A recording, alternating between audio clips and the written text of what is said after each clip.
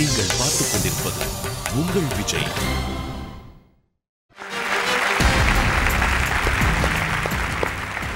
Welcome to Achi Masala Niya Nana powered by Ran India TMT கம்பிகள் co-presented by Butterfly Power Hub. அனைவருக்கும் இனிய புத்தாண்டு நல்வாழ்த்துக்கள்.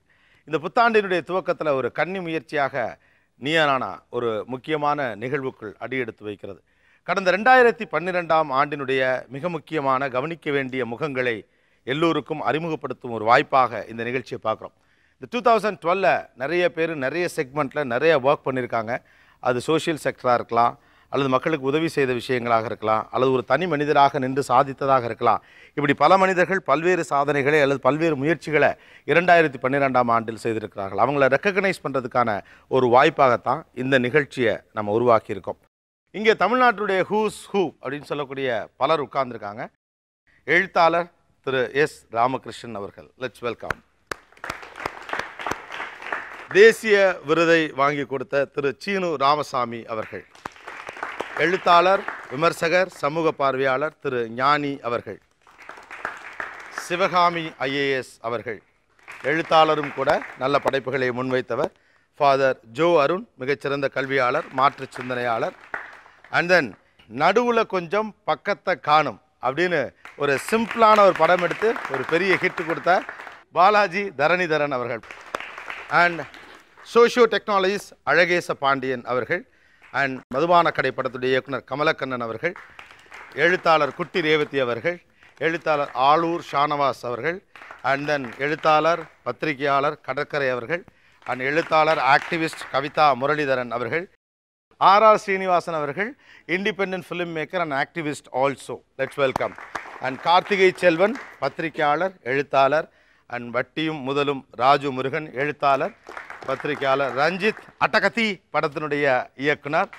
And Padma அவர்கள், எழுத்தாளர், குழந்தைகளுக்கான பயிற்சிகள்லாம் நிறையா பண்ணுறவங்க. அண்ட் திரு சாரு நிவேதிதா அவர்கள், எழுத்தாளர்.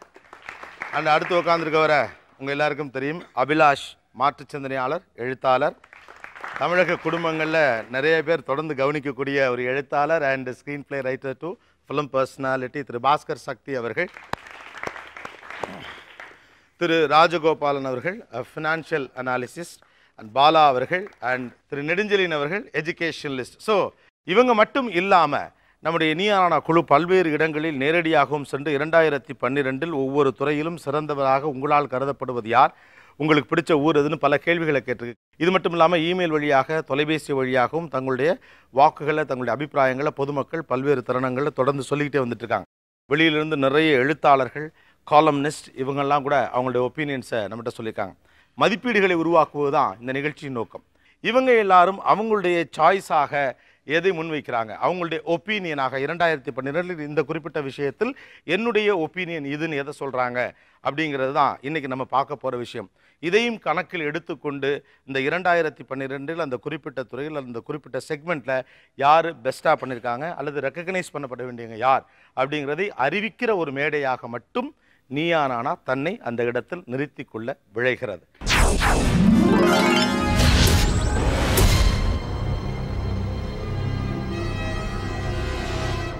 ஸோ என்னுடைய முதல் கேள்வி, தமிழகத்தினுடைய சிறந்த அரசு பள்ளி என்று எதை நீங்கள் பார்க்கல்?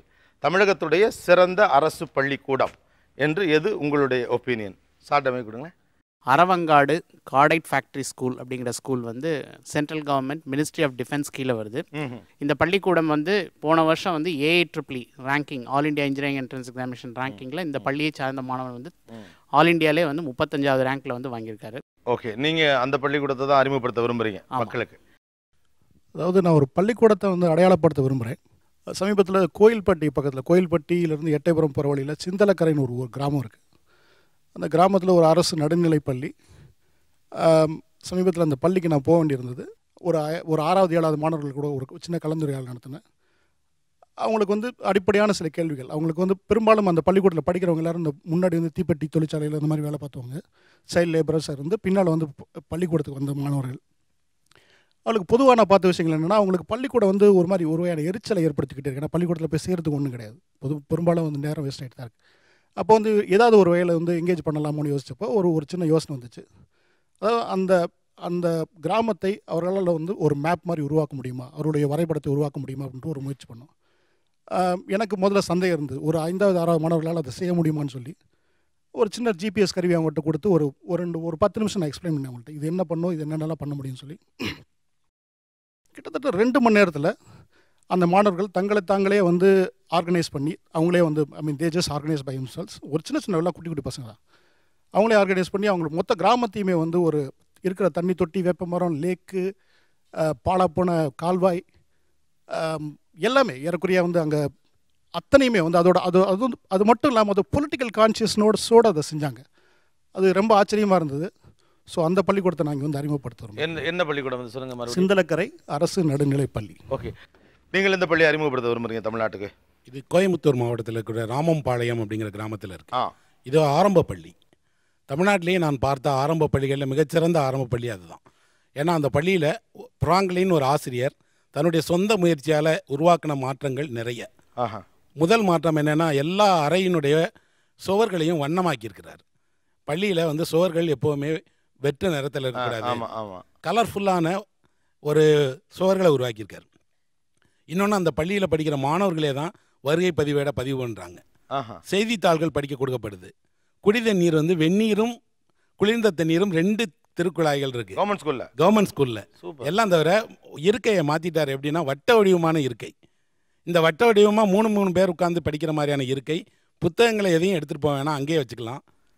பெற்றோர்களுக்கு தினசரி வேலை உண்டு. பெற்றோர்கள் குழந்தைகளுக்கு என்ன பண்ணணுங்கிறத அந்த பள்ளியிலேருந்து கொடுத்து அனுப்புகிறாங்க. அதை பெற்றோர்கள் அந்த குழந்தைகளுக்கு கற்றுக் கொடுக்கணும்.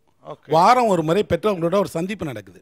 சூப்பர். இதெல்லாம் தாண்டி அந்த பள்ளிக்காக அவர் வந்து எல்லா மாற்று முறைகளையும் உருவாக்கியிருக்காரு. உதாரணத்துக்கு ஆடியோ வீடியோவில் அந்த மாணவர்கள் கற்கிறாங்க, விஷுவல்ஸ் போடுறாங்க.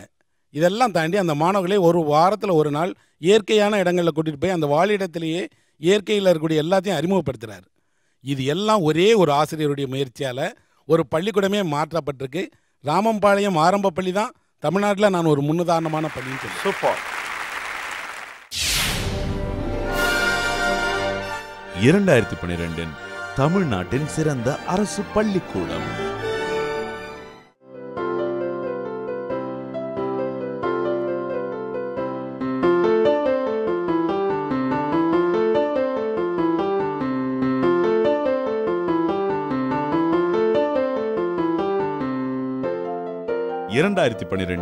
சிறந்த அரசு பள்ளியாக கோவை அருகே உள்ள ராமாபாளையம் அரசு தொடக்கப்பள்ளி அடையாளப்படுத்தப்படுகிறது.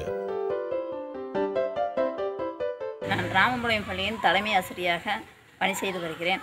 தனியார் பள்ளிக்கு செல்வோரை அரசு பள்ளியை நோக்கி திரும்ப வைக்கும் முயற்சியாக சர்வதேச தரத்திற்கு இணையாக மாதிரி வகுப்பறை ஒன்று எங்களது பள்ளியில் உருவாக்கப்பட்டது. 2012ஆம் ஆண்டினுடைய தமிழகத்தில் இருக்கக்கூடிய அரசு பள்ளிகளில் இந்த பள்ளியை வந்து ஒரு சிறந்த பள்ளியாக விஜய் டிவி தேர்ந்தெடுத்ததுக்காக எங்களுடைய கிராம மக்கள், எங்களுடைய பள்ளி, நாங்கள் பணியாற்றுகின்ற பகுதியில் இருக்க அனைத்து மக்கள் சார்பாக முதலில் நாங்கள் நன்றி சொல்ல கடமைப்பட்டிருக்கிறோம். ஓகே, நான் அடுத்த கேள்விக்கு வந்துடுறேன், அல்லது அடுத்த கேட்டகரிக்கு வந்துடுறேன். தமிழகத்துடைய சிறந்த NGO என்று எதை நீங்கள் கருதுகிறீர்கள்? சேலம் மாவட்டத்தில் வந்து 2 பெண்கள் இருக்காங்க. இவங்க 2 பேருமே, ஒரு பொண்ணோட பேர் வல்லபி, இன்னொரு பொண்ணு பேர் வந்து வானவன் மாதேவின்னு. இவங்க 2 பேரும் தசை சிதைவு நோய் வந்தவங்க. இவங்களால வந்து கழுத்து நிற்காது, உடலே சரிஞ்சு தான் இருக்கும், கையில் எதையுமே வச்சு படிக்க முடியாது. இவங்க நடத்துகிற ஒரு அறக்கட்டளையினுடைய பேர் ஆதவ் அறக்கட்டளைன்னு. இவங்க 2 பேருமே அந்த நோயால் பாதிக்கப்பட்ட சிறுமிகள். அவங்க வளர்ந்து இன்றைக்கி ஒரு அறக்கட்டளை உருவாக்கி இதே நோயால் பாதிக்கப்பட்டவங்களுக்கு உதவிகள் செய்கிறாங்க. என்ன சிறப்புனா, இவங்க வந்து இவங்களுக்காக ஒரு நூலகத்தை அமைச்சிருக்கிறாங்க. இந்த நூலகத்தை மொத்தம் எல்லா எழுத்தாளர்கள், முக்கியமான எல்லா பிரமுகர்கள்ட்ட நூல்களை வாங்கி ஒரு நூலகம் அமைச்சிருக்காங்க. உடனடியாக உதவிகள் செய்கிறாங்க.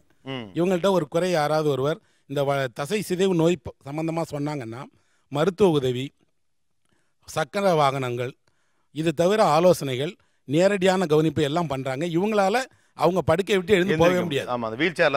இவங்க படுக்கையில் தான் இருக்கணும். இவங்களை தூக்கி தான் ஒருத்தர் உட்கார வைக்கணும். ஆனால் அவங்க ஒரு அறக்கட்டளையை நடத்தி வெற்றிகரமாக நடத்துறதோட அந்த அறக்கட்டளையை தமிழ்நாட்டுக்கு ஒரு முன்னுதாரணமாக வச்சிருக்கிறாங்க. பூவுலகின் நண்பர்கள் 2012 தமிழ்நாட்டுடைய மிக முக்கியமான NGO-வாக பார்க்குறேன்.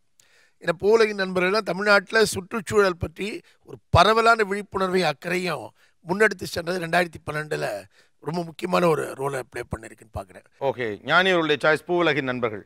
சிவகாமி ஏஎஸ் அவர்கள். எவிடன்ஸுங்கிற ஒரு நிறுவனம். ஓகே. இப்போ வந்து தாழ்த்தப்பட்டவர்கள் வந்து மீடியாவில் வர்றது ரொம்ப ரொம்ப கஷ்டம். அதுவும் கூட அவங்களுடைய பிரச்சனைகளை அதை பிடிக்கும்போது என்ன பண்ணுவாங்கன்னா, அதை வெளிப்படுத்தும் பொழுது எப்போவுமே ஒரு பஞ்சு வச்சு இருதரப்பார் அப்படின்னு போடுவாங்க. அடித்தவங்க ஒருத்தவங்களாக இருப்பாங்க, அடி வாங்கினவங்க ஒருத்தவங்களாக இருப்பாங்க, ரெண்டு பேர்த்தையும் சமமாக்கி இருதரப்பார்னு போடுவாங்க. ஆனால் மீடியாவில் வந்து ஒரு கரெக்ட் பர்ஸ்பெக்டிவாக தலித் சம்மந்தமாக, அதுவும் வன்கொடுமை சம்மந்தமான ஒரு பர்ஸ்பெக்டிவாக உருவாக்குறதுல கடுமையாக பாடுபட்டுருக்காரு கதிர். இன்னொன்று வந்து டாக்குமெண்டேஷன் ரொம்ப ரொம்ப இம்பார்ட்டண்ட். இந்த வன்கொடுமையை பற்றிய எல்லா டீட்டெயில்ஸும் ப்ராப்பராக டாக்குமெண்ட் பண்ணி வன்கொடுமையை எப்படி எதிர்கொள்கிறது அப்படின்னு அந்தந்த இடங்களுக்கு போய் பயிற்சி கொடுக்கறது முதல் கொண்டு ரொம்ப சிறப்பாக செயல்பட்டுருக்கார். ஜோர்.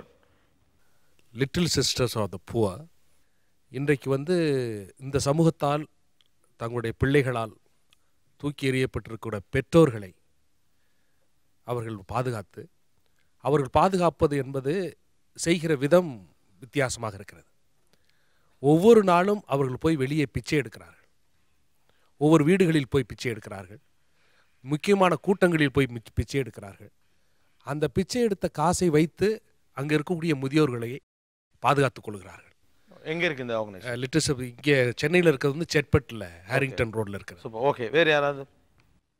நான் கூடலூரை சேர்ந்த அக்காட் அப்படின்னு ஒரு நிறுவனத்தை முன்வைக்க விரும்புகிறேன். ஓகே. இவங்க வந்து கூடலூரில் இருக்கிற 5 விதமான ஆதிவாசிகளை அவர்களை ஒன்று சேர்த்து குழுவாக சேர்த்து அவர்களுக்கான கலாச்சாரம், கல்வி, ஹெல்த், அப்புறம் பொருளாதாரம், இந்த 4 ஏரியாவிலும் கடந்த 20 வருஷமாக ஒழிச்சிட்டு வர்றாங்க. நான் குறிப்பிட விரும்புகிற நிறுவனம் வந்து நம்ம எல்லாருக்குமே தெரிஞ்சது தான்.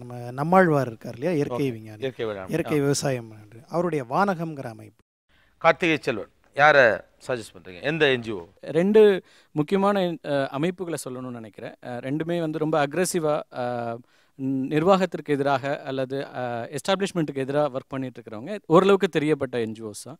ஒன்று காஞ்சி மக்கள் மன்றம் சொல்லணும்னு ஆசைப்பட்றேன். அவங்களுடைய முக்கியமான பங்களிப்பு எல்லா சமூக விஷயங்கள்லையும் ரொம்ப அக்ரெசிவாக ஃபீல்டுக்கு வந்து களமிறங்கி போராடக்கூடிய ஒரு அமைப்பாக இருந்துட்டு இருக்குது. 2வது பெரிய அளவில் பெண்களை இணைத்து ஒர்க் பண்ணிட்டு இருக்கிற விமென்ஸ் கலெக்டிவ் ரொம்ப நாளாக இயங்கிட்டு இருக்கிறாங்க. நிறைய 1 லட்சத்திற்கு கிட்டத்தட்ட பெண்களை வந்து இணைத்து நிறைய அந்தந்த ஏரியா பிரச்சனைகளில் அவங்க வந்து முன் வந்து நிறைய விஷயங்களை கையில் எடுக்கிறாங்க. அது மீனவர் பிரச்சனையாகட்டும் அல்லது ஈழத்தமிழர் பிரச்சனையா, அனைத்து பிரச்சனைகளும். அதை கடந்து ஒரு 3000 ஏக்கரில் அவங்க ஆர்கானிக் ஃபார்மிங்கில் இந்த பெண்களை வைத்து அவங்களுக்கான சொந்தமான நிலங்களில் பயிர் பண்ணி ஆர்கானிக் ஃபார்மிங், இயற்கை வேளாண்மை அப்படிங்கிற ஒரு விஷயமும் பண்ணிட்டுருக்காங்க. அந்த தொடர்ச்சியான இயங்குதலுக்காக இவங்க இந்த 2 அமைப்புகளுமே 2 பேருமே சமூக பிரச்சனைகளில் ஓரளவுக்கு அக்ரெசிவாக ஒர்க் பண்ணுறவங்க. எந்த அச்சுறுத்தலுக்கும் அல்லது எந்த பின்வாங்குதலும் இல்லாமல் இயங்கக்கூடியவர்களாக இதை நான் பார்க்குறேன். ஓகே. பொதுவாக மதுரையை சுற்றி தான் நம்மளுடைய மிக முக்கியமான மலைகள், அந்த பகுதியில் நிறையா சமண மலைகள் நிறையா இருக்குது. ஆனால் இந்த சமூகம் மிகப்பெரிய ஒரு வரலாற்றை இந்த நூற்றாண்டில், மிக முக்கியமாக இந்த ஆண்டினுடைய இறுதியில் மிகப்பெரிய ஒரு வரலாற்றினுடைய அழிப்பை இந்த சமூகம், தமிழ் சமூகம் சந்திச்சிருக்கு. ஆனால் அந்த பகுதிகளில் இருக்கக்கூடிய ஒரு சில இடங்களை, சமண கோகைகளை காப்பாற்றுனதில் தான் ஃபவுண்டேஷன் அப்படின்னு ஒரு அமைப்பு அங்கே ரொம்ப முக்கியமான அமைப்பு. அவங்க வந்து இந்த பசுமை நடை அப்படிங்கிறது ஒன்று மாதம் பண்ணுறாங்க. அமாவாசை இரவில் அதை பண்ணுறாங்க, பௌர்ணமிக்கும் பண்ணுறாங்க. அதில் என்ன ஒரு விஷயம்னு கேட்டிங்கன்னா, அந்த மலைகளை சுற்றி இவங்க நடக்க ஆரம்பித்த பிற்பாடு இந்த மாதிரி பெரும் முதலாளிகள் அந்த மலைகளை நெருங்க முடியாமல் போச்சு. கடைசியாக யானை மலை வரைக்கும் அவங்க வரும்போது இந்த தான் ஃபவுண்டேஷன் வந்து முழுக்க ஜெயின் நண்பர்களாலும் ஜெயின் ஆட்களாலும் பணம் கொடுத்து ஓரளவுக்கு அதை ரன் பண்ணுறாங்க. 2012 தமிழ்நாட்டின் சிறந்த தன்னார்வ தொண்டு நிறுவனம்.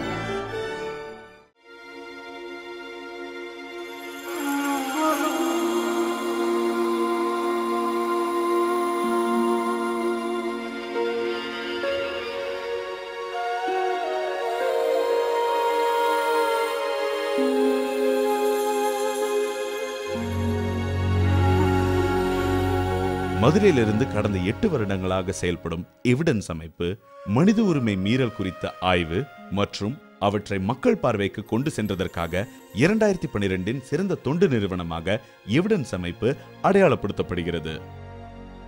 தீண்டாமை, வன்கொடுமை போன்ற கொடூர அநீதிகளுக்கு எதிராக கடந்த 2005ஆம் ஆண்டு முதல் நாங்கள் தொடர்ந்து போராடி கொண்டு வருகிறோம்.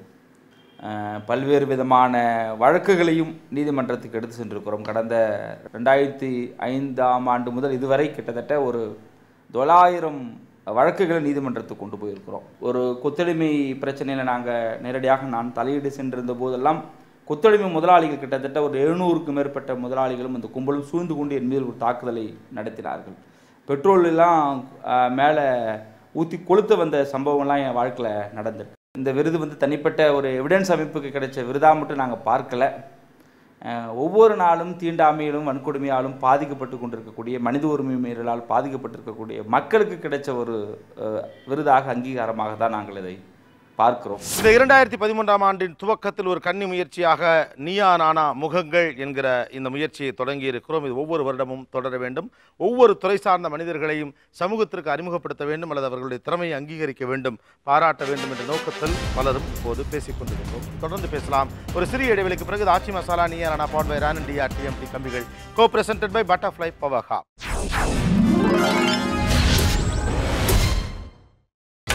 நீங்கள் பார்த்துக் கொண்டிருப்பது உங்கள் Vijay. Welcome back to Aachi masala Neeya Naana powered by Ran India TMT கம்பிகள், co presented by Butterfly power hub. Neeya Naana முகங்கள் 2012 கடந்த ஆண்டில் பல்வேறு துறைகளில் சாதித்த அல்லது பலராலும் கவனிக்கப்பட்ட அல்லது கவனிக்கப்பட வேண்டியவர்கள் யார் அப்படிங்கிறத இங்கே இருக்கக்கூடிய எக்ஸ்பர்ட்ஸ் சொல்லிட்டு இருக்காங்க. ஓகே, அடுத்தது நான் கேட்க போகிறது எல்லாருமே அநேகமாக பதில் சொல்ல பிரியப்படக்கூடிய விஷயமா இருக்கலாம். தமிழகத்தினுடைய சிறந்த வெகுஜன பத்திரிகை 2012 ஆனந்த விகடன். இதில் நான் சொல்ல விரும்புகிறேன் ஆனந்த விகடன். ஏன்னா வெகுஜன மக்களுக்கு கொண்டு போய் சேர்க்க வேண்டிய கருத்துக்களை கொண்டு சேர்க்கிறது. அந்திமொழின்னு ஒரு பத்திரிகை வந்திருக்கு. அந்த பத்திரிகை முழுமையான ஒரு வணிக பத்திரிகை கிடையாது. ஆனால் வணிக பத்திரிகைகளுக்கான எல்லா அம்சங்களோட சினிமா பற்றி பேசுகிறாங்க, எல்லா விஷயங்களும் பேசுகிறாங்க. ஆனந்த விகடன் சொல்லணும்னு நினைக்கிறேன். எனக்கு இந்த மாதிரி கொஞ்சம் இலக்கிய அறிவு கிடைச்சதுன்னா அது ஆனந்த விகடன் படித்தது மூலியமாக தான். 2012 சிறந்த வெகுஜன பத்திரிகை.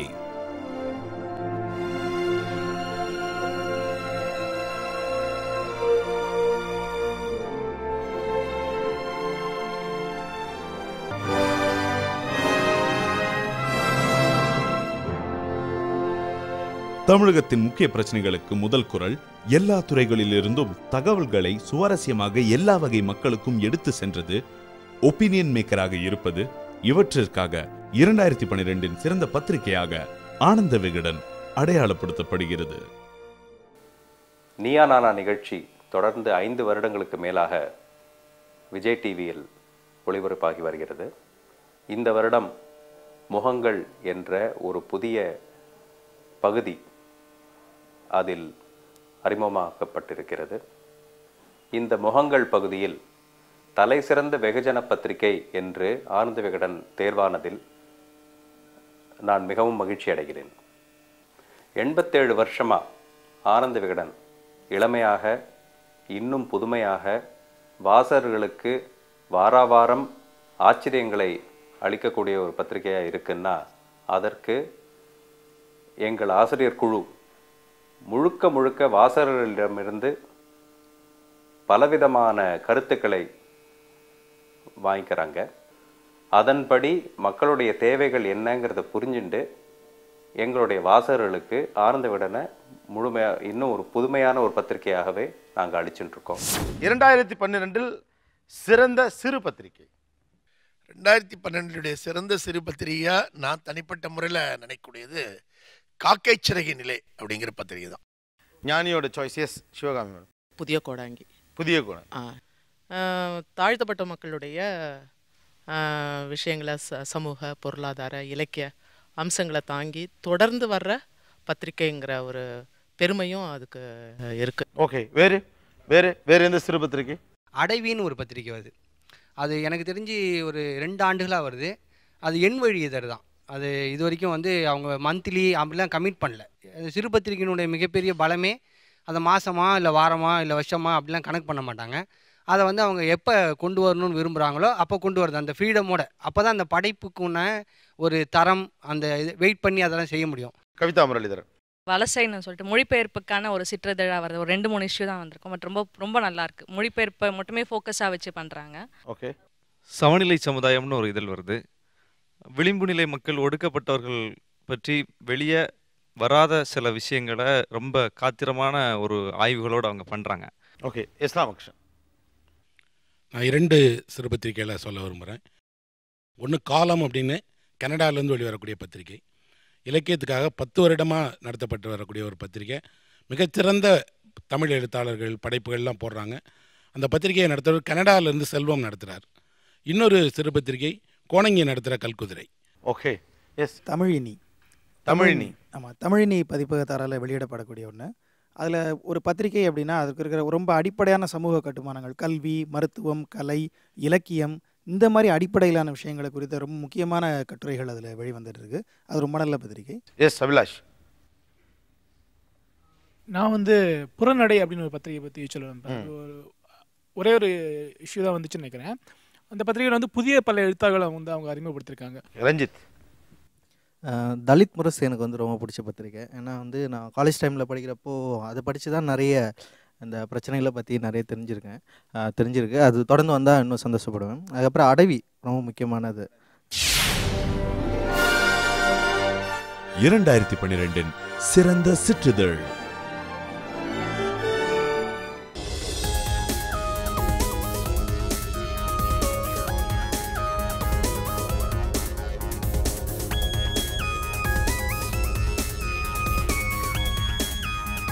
தீவிர இலக்கியம், நுண் அரசியல் மற்றும் சிறந்த மொழிபெயர்ப்பு முயற்சிகளுக்காக 2012 சிறந்த சிற்றிதழாக அடவி அடையாளப்படுத்தப்படுகிறது.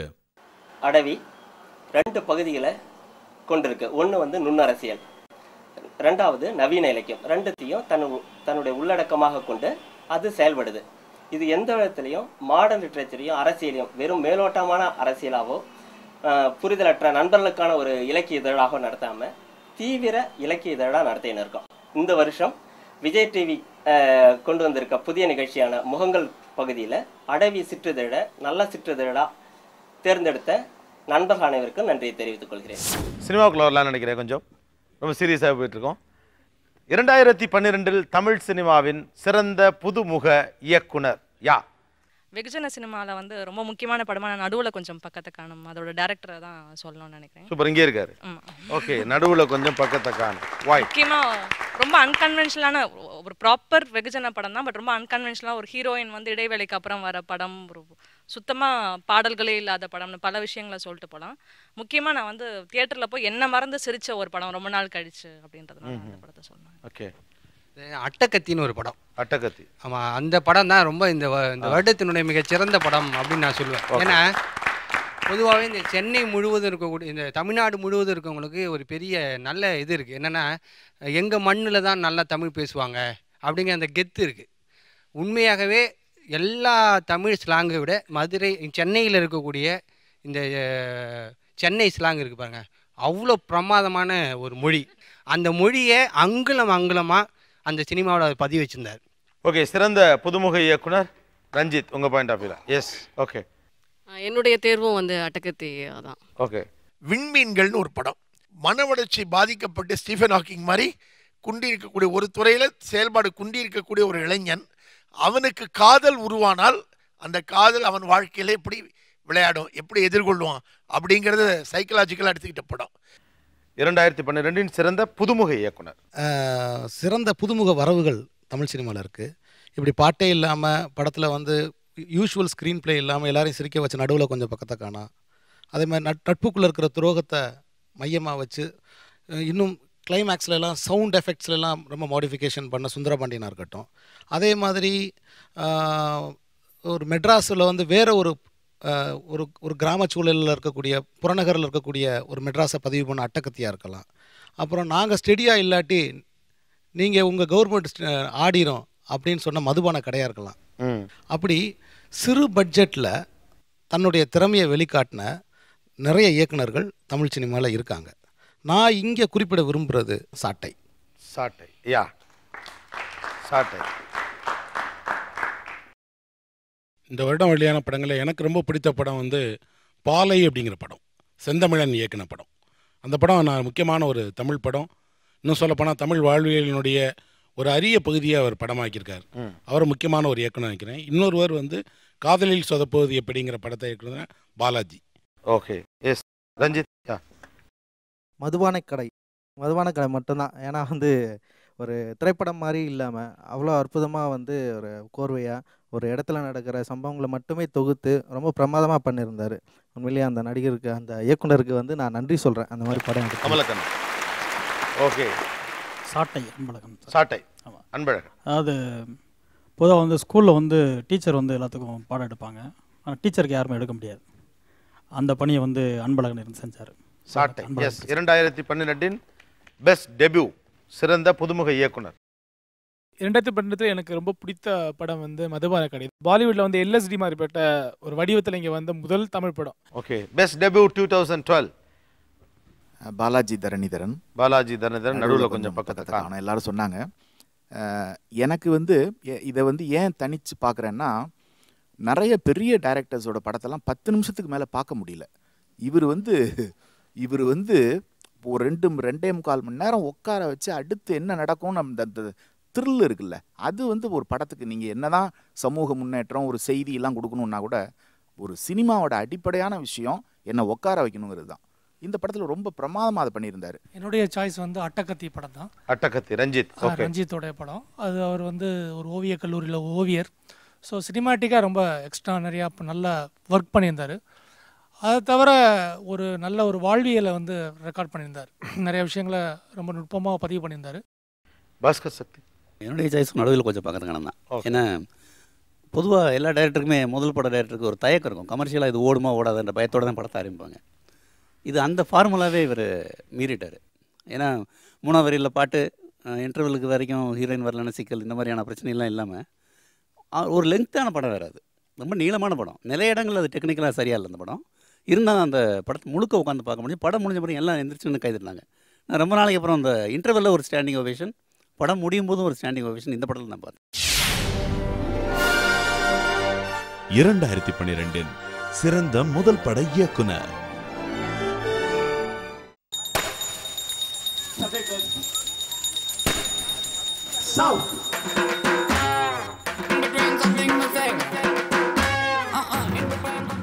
ஒரு எளிய கதையை சுவாரஸ்யமான திரைக்கதையுடனும் கைத்தட்டல்கள் அள்ளிய நகைச்சுவை காட்சிகளுடனும் படமாக்கிய நடுவுல கொஞ்சம் பக்கத்தை காணோம் இயக்குனர் பாலாஜி தரணிதரன் 2012 சிறந்த புதுமுக இயக்குனராக அடையாளப்படுத்தப்படுகிறார். ஆம்லெட் போட்ட முட்டைய காணும், நடுவுல கொஞ்சம் பக்கத்தை காணும், முட்டை திறந்தா வீட்டை காணும், நடுவுல கொஞ்சம் பக்கத்தை காணும்.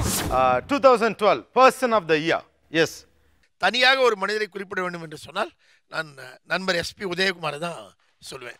ஏனென்றால் உதயகுமாருடைய மிகப்பெரிய சாதனை என்பது சுதந்திர இந்தியாவில் 1947க்கு பிறகு இன்று வரைக்கும் நடந்த எந்த மாபெரும் மக்கள் போராட்டமோ இப்படி உண்மையில காந்திய வழியில் துளி கூட வன்முறை இல்லாமல் நடந்த வரலாறே இல்லை. முற்றிலும் துளி கூட வன்முறை இல்லாமல் 50,000 பேருக்கு மேல் மக்கள் தினசரி கூடி தினசரி உண்ணாவிரதம் இருந்து 500 நாட்களாக ஒன்றை நீடித்துக் கொண்டிருக்கிறது. Person of the year 2002 Tamil Nadu. நான் இந்த ஆண்டினுடைய சிறந்த மனிதராக தேர்வு பண்ண விரும்புகிறவங்க வந்து தோழர் பாலபாரதி, திண்டுக்கல் எம்எல்ஏ. ஏன்னா ஒரு அரசு இதுலேயும் இருக்கிறாங்க எம்எல்ஏவாக. அதே நேரத்தில் அவங்களுடைய வாழ்க்கையை நான் நேரில் பார்த்துருக்கேன். தினசரி அவங்க காலையில் போயிட்டு அங்கே இருக்கக்கூடிய சாதாரண மக்களோட தான் அவங்க வாழ்க்கையில் முழுக்க செலவு பண்ணுறாங்க. 3 முறை தேர்வு பண்ணப்பட்டிருக்காங்க. தமிழ்நாட்டில் ஒரு முன்னுதாரணமான ஒரு அரசியல்வாதியாக, ஒரு சிறந்த மனிதராக நான் பாலபாரதி அவர்களை தான் கருதுனேன். ஜோர் பிரியா பாபு, திருநங்கை பிரியா பாபு. ஓகே. ஏன்னு சொல்கிறேன்னா, இன்னைக்கு வந்து கூடங்குள பிரச்சனையோ மற்ற பிரச்சனைகளோ மற்ற மக்களும் சேர்ந்து போராடுவதற்கு இருக்குது. ஆனால் இவங்க வந்து அவங்களுக்காகவே அவங்களே போராடி இன்றைக்கு வந்து சமூகத்தில் ஒரு அங்கீகாரம் பெறணும்னு சொல்லிட்டு ஆவணப்படமாக இருக்கட்டும், அது எழுத்தாக இருக்கட்டும், ஈவன் 2004 வந்து பெரியார் விருதே வாங்கியிருக்காங்க. கண்ணாடி என்கிற ஒரு அமைப்பு உருவாக்கி பண்ணிகிட்ருக்குறாங்க. பர்சன் ஆஃப் த இயர் 2012 என்னோட சாய்ஸ் வந்து உதயகுமார் தான். ஓகே. ஆனால் இன்னொருத்தரையும் மணல் வீடு ஹரிகிருஷ்ணன் நான் வந்து சொல்ல விரும்புகிறேன். ஏன்னா நான் வந்து கொங்கு பகுதிகளில் இருக்கிற கூத்துகளில் வந்து போய் பார்த்துருக்கேன். அவர் சொன்ன மாதிரி டீக்கும் அந்த அவங்க ஒரு நாள் ஃபுல்லாக என்டர்டெயின், அந்த இரவு ஃபுல்லாக என்டர்டெயின் பண்ணிவிட்டு அதுக்கு அடுத்த நாள் அவங்களோட வாழ்க்கை அது வந்து ரொம்ப கொடூரமாக இருக்குது உண்மையிலேயே. அந்த சூழலை அந்த கூத்தையும் மீட்டெடுக்கிறதுக்கான முக்கியமான வேலையை வந்து அவர் செஞ்சிட்ருக்கார். அதனால் வந்து ஹரிகிருஷ்ணனையும் முக்கியமாக சொல்கிறேன். ஓகே, அழகேச பாண்டியன். நானும் உதயகுமார் தான் சொல்ல முடியும். ஆனால் நான் சொல்வதற்கான காரணங்கள் வேறு. அதாவது நான் வந்து அவருடைய கருத்துக்கு எதிர்நிலையில் இருக்கக்கூடியவன் நான். ஆமாம், அது முக்கியம் நான் நினைக்கிறேன். நான் வந்து உதயகுமார் அந்த அணுகுலை எதிர்ப்பில் நான் வந்து உடன்படலை. அதாவது அணுகுலை எதிர்ப்பில் என்னுடைய நிலைமை வந்து வேறு, அதாவது என்னுடைய நிலைப்பாடு வந்து வேறு. ஆனால் இருந்த போதிலும் இதில் என்ன அப்படின்னா, அந்த எதிர்ப்பில் இருக்க நம்பகத்தன்மை, அதாவது அவங்க வந்து என்ன சொல்கிறது, அதில் இருக்க ட்ரஸ்ட், அதில் இருக்கிற ஒரு உண்மை, அது வந்து என்னுடைய எதிர்ப்பு நிலையை வந்து அது வந்து தட்டி விட்டுறது. அதாவது அது வந்து சுத்தமாக மழுங்கடித்து விடுகிறது. ஆமாம், அதனால நான் வந்து உதயகுமார் நான் தேர்ந்தெடுக்கிறேன். Okay, Udhayakumar sir. உதயகுமார். அது என்ன காரணம் அப்படின்னா, அவரோட உறுதி தான். 2012 தமிழ்நாட்டின் சிறந்த மனிதர்.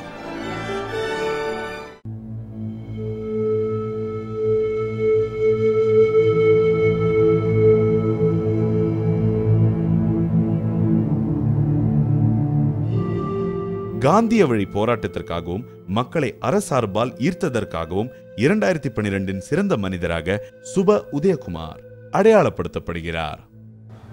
விஜய் தொலைக்காட்சியினுடைய இந்த அங்கீகாரத்திற்கு நான் மிகவும் நன்றி கடன்பட்டவனாக இருக்கிறேன்.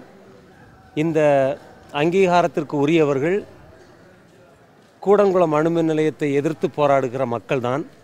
அந்த மக்களுடைய போராட்டத்தை வழிநடத்துகிற ஒரு சேவகனாகத்தான் நான் என்னை பார்க்கிறேன்.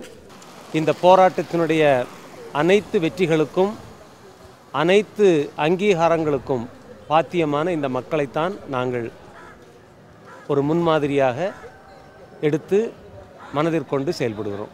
ஒரு சிறிய இடைவேளைக்கு பிறகு தொடர்ந்து பேசலாம். இது ஆச்சி மசாலா நீயா நான் அப்பாட் வெரான் இண்டியா டிஎம்டி கம்பிகள் கோ பிரசன்டட் பை பட்டர்ஃப்ளை பவர்ஹா.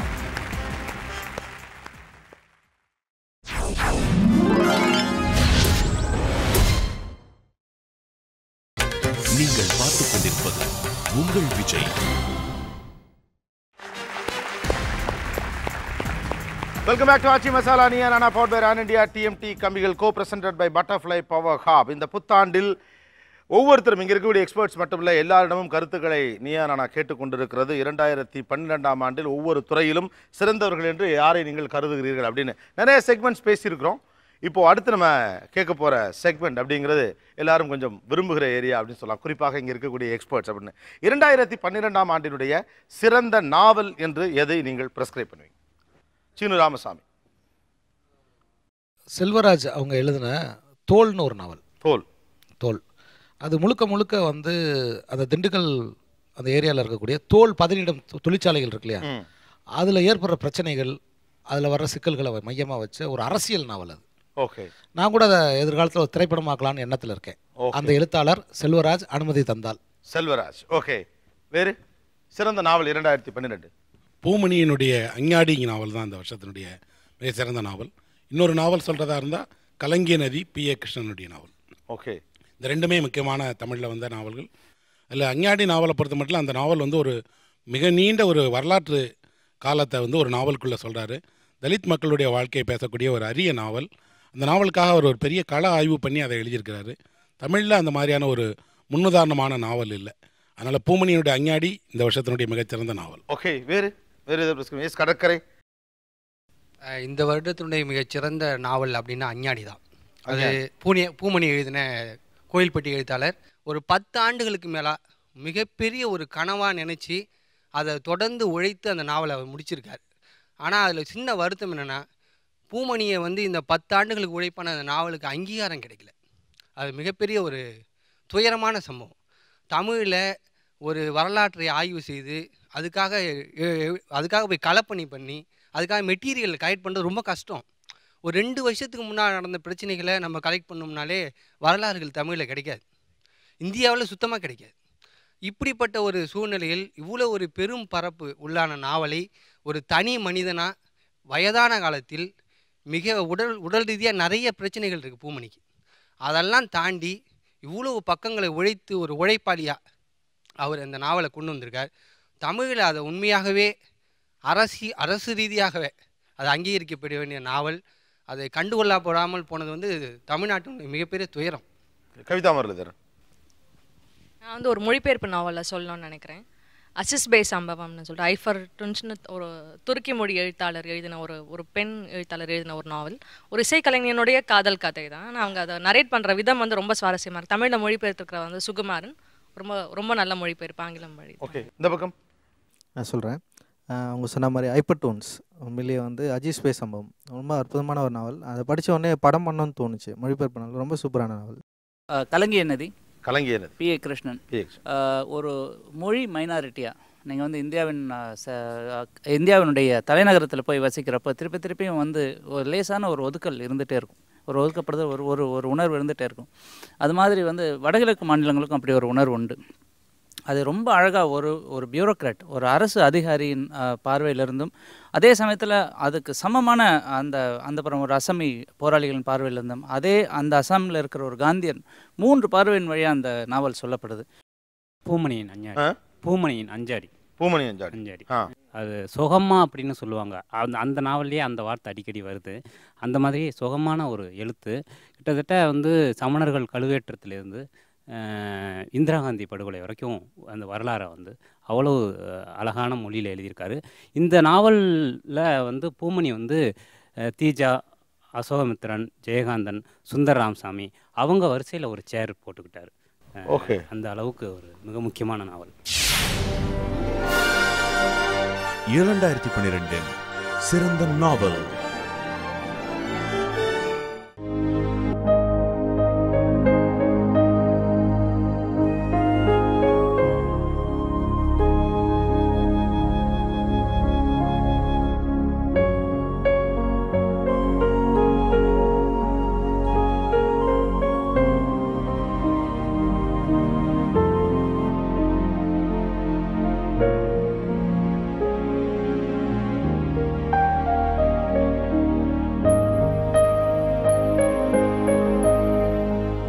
தென் தமிழகத்தின் ஒடுக்கப்பட்ட மக்களுடைய 200 ஆண்டு வரலாற்றை இலக்கியமாக பதிவு செய்தமைக்காக 2012 சிறந்த நாவலாக பூமணியின் அஞ்ஞாடி அடையாளப்படுத்தப்படுகிறது.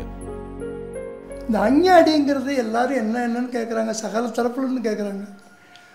ஒரு குறிப்பிட்ட சமூகம் வந்து தாயை வந்து அம்மா, அஞ்ஞா, ஆத்தா இப்படி சொல்கிறது உண்டு. அதில் இந்த அஞ்ஞாடி அப்படின்னு அம்மாடின்னு சொல்லுவாங்களே, அது மாதிரி அஞ்ஞாடின்னு சொல்லி மக்கள் மத்தியில் அது பழகின வார்த்தை. சாதி, மதம், அரசியல் இந்த 3 இத்தனை நூற்றாண்டாகியும் அது வந்து ஒரு மாற்றமும் இல்லை. எல்லாம் இந்த உலகத்தை எங்கே கொண்டு போய், இந்த ஜனங்களை எங்கே கொண்டு போய் விட போகுதோ அப்படிங்கிற ஒரு பயத்தில், ஒரு அச்சத்தில் தான் நான் வந்து இந்த நாவலில் சொல்லியிருக்கிறேன். விஜய் டிவி வந்து சிறந்த நூலாக தேர்ந்தெடுத்து இதை கௌரவிக்கிற மாதிரி இன்னும் சந்தோஷமாக இருக்குது. உடம்புல கொஞ்சம் தெம்பாக இருக்குது. எனக்கு இன்னொரு நாவல் எழுதணும் போல எனக்கு தெம்பாக இருக்குது. Okay, shall we go to next category? Yes. 2012 சிறந்த பாடல். சற்று முன்பு நீதானே என் பொன் வசந்தத்தில். சற்று முன்பு நீதானே என் பொன் வசந்தத்தில். இளைஞர் வட்டாரெல்லாம் கைத்தடுது. எஸ், அதே நீதானே பொன் வசந்தத்தில் வந்து சாய்ந்து சாய்ந்து சாய்ந்து. ஓகே, உண்மையாக ஒரு அந்த காதலுடைய முழு சூழ் ஆன்மான்னு சொல்லுவாங்கள்ல, அது அப்படியே மேலே எழும்பி வர மாதிரி அந்த யுவன் பாடியிருப்பார். ரொம்ப பிரமாதமான இளையராஜாவனுடைய மேஸ்ட்ரோ அப்படின்னு சொல்லுவாங்க. அது பிரமாதமான ஒர்க். அது சாய்ந்து சாய்ந்து சற்று முன்பு. தென் எனக்கு ரொம்ப பிடிச்ச பாட்டு வந்து வழக்கு எண்ணில் இருக்கக்கூடிய வானத்தை எட்டி பிடிப்பேன் அப்படின்னு. வானத்தை எட்டி பிடிப்பேன். ஏன்னா அதுக்கு மியூசிக்கே கிடையாது, ஆனால் ஒவ்வொரு முறையும் கேட்கும்போது மனசு ரொம்ப வலிக்கிற ஒரு பாடல் அது. ஓகே ஓகே, வேற குட்டி ரேவதி. அட்டகத்தியில் வர கபிலன் எழுதின ஒரு பாடல், ஆடி போன ஆவணி. ஆடி போன ஆவணி, ஆலமயக்கும் தாவணி. அட்டகத்தி தானே? யா, எனக்கும் அட்டகத்தி. ஆடி போன ஆவணி, ஆடி போன ஆவணி. ஓகே, வேறு? எஸ், இந்த பக்கம். எனக்கு வந்து மதுபான கடையில் வந்து என்.டி. ராஜ்குமார் எழுதின கோடிக்கால் பூதமடா. அந்த கோடிக்கால் பூதமடா மதுபான கடை. நெஞ்சுக்குள்ளேன்னு ஒரு பாட்டு வந்து இப்போ நல்லா ஹிட் ஆகிருக்கு. அது ஆனால் அந்த படம் வந்து இன்னும் வரல. கடல்னு கடல் வரல.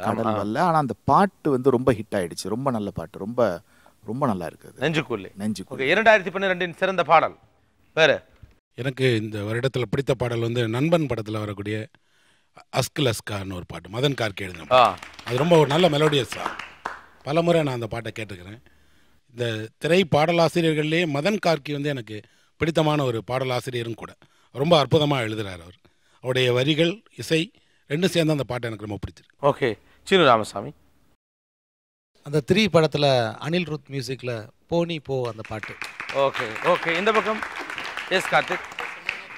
கும்கியில் யுகபாரதியோட கையளவு நெஞ்சத்தில் அந்த பாடல் வந்து கையளவு நெஞ்சம். ஓகே, ராஜமுருகன். அதே கும்கி இதில் சொல்லிட்டாலே அவ காதலை. சொல்லிட்டாலே அவ காதலை. இமான் மியூசிக்கு யுகபாரதி. ஓகே. 2012 சிறந்த பாடல். சொல்லிட்டேனே இவ காதல சொல்லும்போதே சோதாடல இது போலொரு வார்த்தையை யாரிடமோ சொல்ல தோணல. பல்துறை சார்ந்த வல்லுநர்கள் தங்களுக்கு பிடித்த மனிதர்கள் பற்றியும் அவர்கள் செய்த சாதனைகள் பற்றியும் அவர்கள் ஏன் கவனிக்கப்பட வேண்டும் என்பது பற்றியும் இந்த நீயா நானா முகங்கள் நிகழ்ச்சியில் பேசிக் கொண்டிருக்கிறார்கள். தொடர்ந்து பேசலாம். ஒரு சிறிய இடைவெளிக்கு பிறகு ஆச்சி masala Neeya Naana powered by Ron TR TMT கம்பிகள் co presented by Butterfly பவர்ஹா.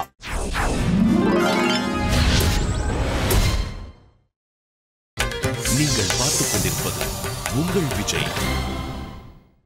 Welcome back to Aachi masala Neeya Naana powered by Ron TR TMT கம்பிகள் கோ பிரசன்டட் பை பட்டர்ஃப்ளை பவர்ஹா. 2013ஆம் ஆண்டின் இந்த துவக்கத்தில் 2012ஆம் ஆண்டினுடைய சிறந்த மனிதர்கள், சிறந்த சிறுநகரம், சிறந்த பாடல், சிறந்த வெகுஜன பத்திரிகை அப்படின்னு ஒவ்வொருத்தரும் எதை பற்றி தங்களுடைய அபிப்பிராயமாக முன்வைக்கிறார்கள் அப்படிங்கிறத ஒரு கலெக்டிவ் ஒப்பீனியனை மக்கள் முன்னால் ப்ரெசென்ட் பண்ணிட்டு இருக்கோம். தொடர்ந்து பேசுவோம்.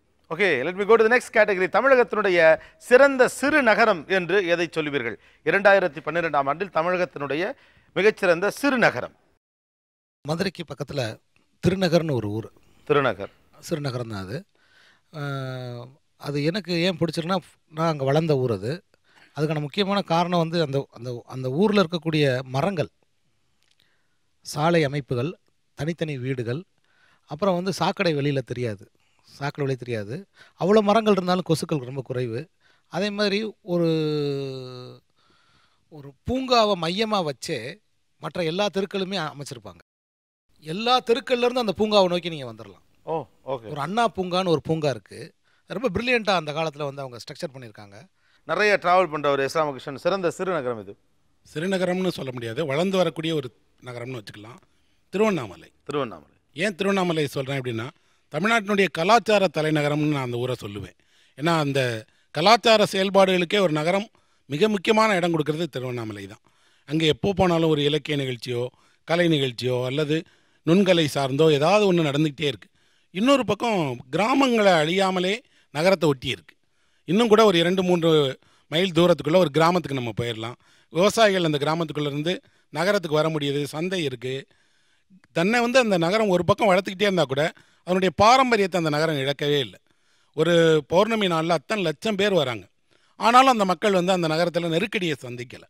அழகேச பாண்டியன். சிறந்த சிறுநகரம்னு தமிழ்நாட்டில் ஒன்று இல்லை. அதுக்கான வாய்ப்புகள் இருந்தது. அது கிட்டத்தட்ட இந்த 2005க்கு அப்புறம் உருவான இந்த ரியல் எஸ்டேட் பபுள் இதோடு சேர்ந்து உருவான எக்கனாமிக் இன்ஃப்ளேஷனால் அதுக்கான வாய்ப்புகள் சுத்தமாகவே காண போயிடுச்சு. சிறந்த சிறுநகரம்னு எதை சொல்லுவீங்க? பயங்கர இன்டெலெக்சுவல் பாயிண்ட் ஆஃப் வியூலாம் இல்லை, ஒரு அழகியல் சார்ந்த இதுலேருந்து ஒரு நகரத்துக்கான விஷன், ஒரு பிளான் சிட்டி எப்படி இருக்கணுங்கிறத வந்து நான் ஆக்சிடென்ட்லாம் புதுக்கோட்டையில் பார்த்தேன். புதுக்கோட்டை அது இப்போ உள்ள பிளானிங்கோ இல்லை இப்போ உள்ள செட்டப்போ எதுவுமே இல்லை. ஆனால் அதை ஒரு நகரமாக எப்படி வளரப்போகுதுங்கிற ஒரு முன்யோசனையில் 1920s அதை வந்து பயங்கரமாக பிளான் பண்ணி இன்னைக்கு வரைக்கும் அந்த ஒரு கலெக்டர் ஆஃபீஸோ அந்த ஒரு மேஜிஸ்ட்ரேட் கோர்ட்டோ இல்லை அங்குள்ள பார்க்ஸோ எதையுமே அவர் யோசித்தவர் எப்படி யோசிச்சிருக்கார் அப்படின்னு யோசிச்சு பார்த்தா அது கண்டிப்பாக புதுக்கோட்டையில் வந்து ஒரு நல்ல இன்ஃப்ராஸ்ட்ரக்சரல் இது இருக்குது. ஃபாதர் ஜோரன், சிறந்த சிறுநகரம். என்னை பொறுத்தவரையில் இந்த மானுடவியல் சார்பில் நிறையா எத்னோகிராஃபிக் ஆட்டிடியூடில் பார்க்குறது உண்டு. இப்போ நான் ரொம்ப அப்ரிஷியேட் பண்ணுற ஒரு இடம் திருநெல்வேலி. எனக்கு பிடித்த சிறுநகரம் வந்து பெரம்பலூர். பெரம்பலூர், ஆமாம்.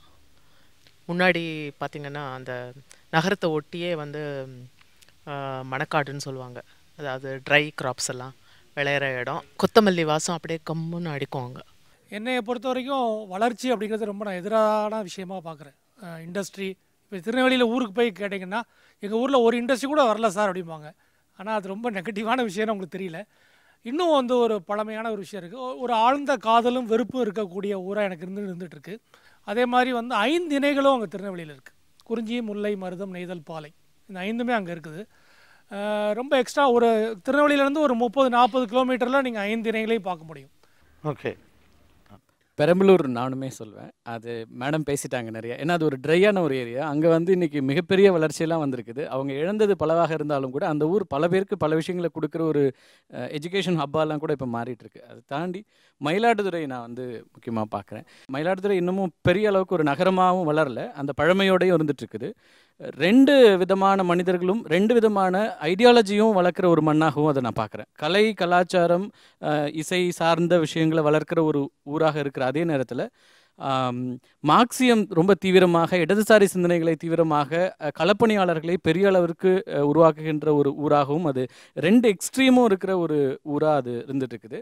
ஒரு நகரம்ங்கிறது வந்து எல்லா விதமான வாய்ப்புகளும் உரிய நகரமா அப்படின்னு ஒரு ஐடியல் நகரத்தை உருவாக்க முடியாது. ஆனால் அதை நெருங்கி வரக்கூடிய எல்லா வாய்ப்புகளும் இருக்கிற ஊர் வந்து சிறு நகரம் அப்படின்னா ராஜபாளையத்தை சொல்லலாம். ராஜபாளையம். ஆமாம், ராஜபாளையத்தை எடுத்திங்கன்னா அங்கே தொழிலும் உண்டு, இன்னும் விவசாயத்தை நம்பி இருக்கக்கூடிய இவங்களும் உண்டு, ஆன்மீகமாக சில காரியங்கள் நடக்கணுமா நடந்துகிட்டே இருக்கும், இடதுசாரி சிந்தனைகள் இருக்கக்கூடிய விஷயங்கள் இருக்குமா அதுவும் நடந்துகிட்டே இருக்கும், கலை இலக்கிய செயல்பாடுகள் அதுவும் நடந்துகிட்டே இருக்கும்.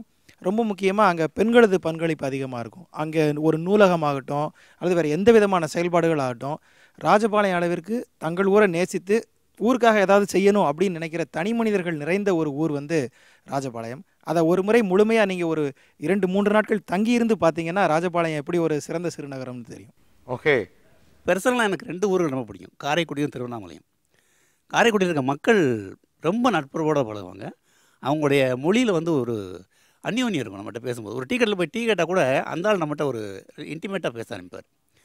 திருவண்ணாமலை எனக்கு ராமகிருஷ்ணன் சொன்ன மாதிரி அது நம்ம ஊருடைய நம்ம தமிழ்நாட்டில் ஒரு கல்ச்சுரலாக, இன்னும் சொல்ல போனால் கோவில்பட்டி வந்து அதில் உதயசேகர் ஒரு புக் எழுதியிருந்தார்.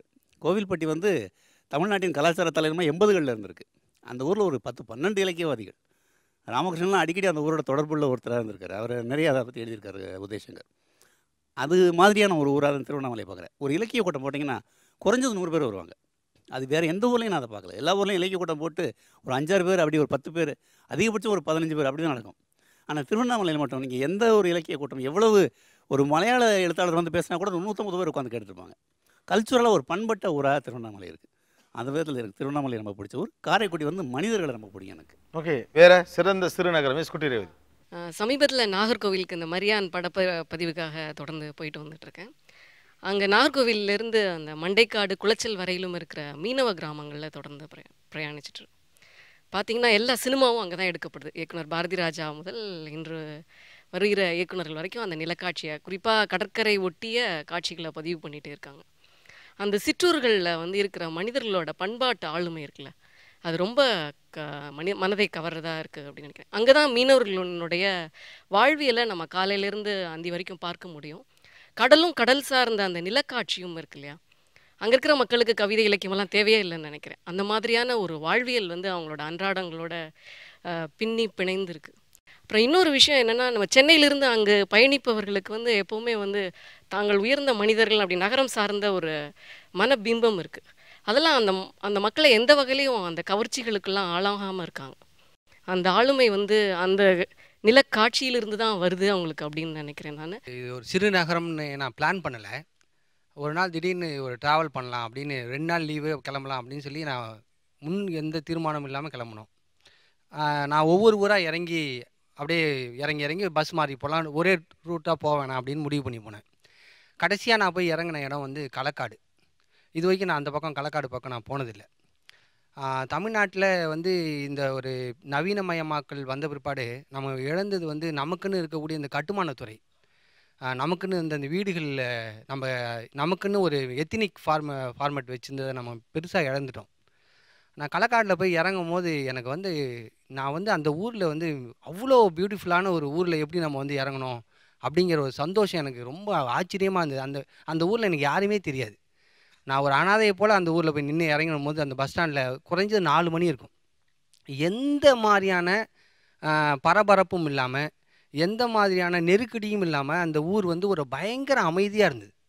சரி, இந்த ஊருக்குள்ளே நம்ம போய் சுற்றி பார்க்குறோன்னு சொல்லிட்டு நான் 4 மணிலேருந்து நான் சாயங்காலம் நடக்க ஆரம்பித்தேன். அந்த ஊரினுடைய அந்த வீடுகள் அமைப்புகள் எல்லாமே இப்பயே வரைக்கும் ஒரு 50 ஆண்டுகளுக்கு எவ்வளோ பழசாக இருக்குமோ அதே மாதிரியான வீடுகள் வருஷம் அந்த கொஞ்சம் கூட அந்த நாட்டு ஓடு போட்ட வீடுகள், அதில் இவர் சொன்ன மாதிரி கம்யூனல் ஹார்மனி, அது எல்லாமே எல்லா ஜாதிக்காரர்களும் கலந்து கட்டியிருக்காங்க அந்த ஊரில். அந்த ஊரே ஒரு 5, 6 ஆமாம் ஒரு 8 மணி ஆயிடுச்சுன்னா நீங்கள் அந்த ஊர்லேருந்து வெளியேற பஸ்ஸு கிடையாது நினைக்கிறேன். 8, 8:30 மணிக்கு மேலே ஆயிடுச்சுன்னா. அதில் பெரிய ஒரு இடம் என்னென்னா, அந்த ஊரில் இறங்கினோடனே இந்த யாராவது இந்த ஊர்க்காரங்க இருப்பாங்களான்னு தேடி கண்டுபிடிச்சி, அப்புறம் அந்த கலந்தைங்கிற ஊர் வந்து கலந்தை பீர் மதுன்னு ஒருத்தர் இருந்தார். அதுக்கு அந்த களக்காடு தான் கலந்தை அப்படிங்கிற வேர்டு அப்புறம் தெரிஞ்சு, அப்புறம் அவர் நம்பரெல்லாம் பிடிச்சி ஃபோன் பண்ணேன். சார் இப்படி ஒரு ஊரில் நீங்கள் பிறந்திருக்கீங்க, எவ்வளோ ஆச்சரியமான இருக்குது, பிரமாதமான ஊராக இருக்குது சார் அப்படின்னா. அவர் ரொம்ப அந்த ஊரை பற்றி அவ்வளோ நெகட்டிவாக சொன்னார். என்னன்னா அவர் என்னை விட 50 வருஷத்துக்கு முன்னால் அங்கே இருந்திருக்காரு. அவ்வளோ மாறிடுச்சு சார், மாறி இவ்வளோ தூரம் காப்பாற்றி வச்சுருக்காங்க, அதுவே பெரிய விஷயம். நீங்கள் நேராக போய் அந்த ஒரு குளம் இருக்கும் அங்கே போங்கன்னு. அந்த குளம் வழியாக போய் பார்த்தீங்கன்னா அந்த ஊர் மேல் லேண்ட்ஸ்கேப்லேருந்து ஒரு ஃப்ளைட்லேருந்து பார்த்தோம்னா அவ்வளோ அழகான ஊர். அந்த ஊரில் இது ஒரு முக்கியமான விஷயம் என்னன்னு கேட்டிங்கன்னா, அந்த ஊரில் சுற்றிக்கிட்டே இருக்கும்போது ஒரு கோயிலுக்குள்ளே போனேன். அந்த கோயில், அந்த ஊரில் இருக்க கோயில் தமிழ்நாட்டில் அவ்வளவா ரெகக்னைஸ் பண்ணாத ஒரு கோயில். ஆனால் அது யுனெஸ்கோ வந்து ரெகக்னைஸ் பண்ணியிருக்கு. அங்கே இருக்க சிற்பங்கள் தமிழ்நாட்டிலேயே மிக உயர்வான சிற்பங்கள், அந்த கலைக்கு நிகரான கலையே சிற்பங்களே கிடையாதுன்னு யுனெஸ்கோ ரெக்கமெண்ட் பண்ண ஒரு கோயில். அங்கே கேட்பாரற்று 2, 3 நபர்கள் மட்டுமே வந்து போகிற ஒரு கோயிலாக இன்னும் அழகாக இருக்குது. அந்த மாதிரி அந்த களக்காடு மாதிரி ஒரு கிராமம் விட்டு நகரம் ரெண்டும் கலந்த ஒரு ஊர். இது வரைக்கும் நான் தமிழ்நாட்டில் சுத்தின ஊர்களில் ரொம்ப பிரமாதமான ஊர். 2012 தமிழ்நாட்டின் சிறந்த சிறுநகரம்.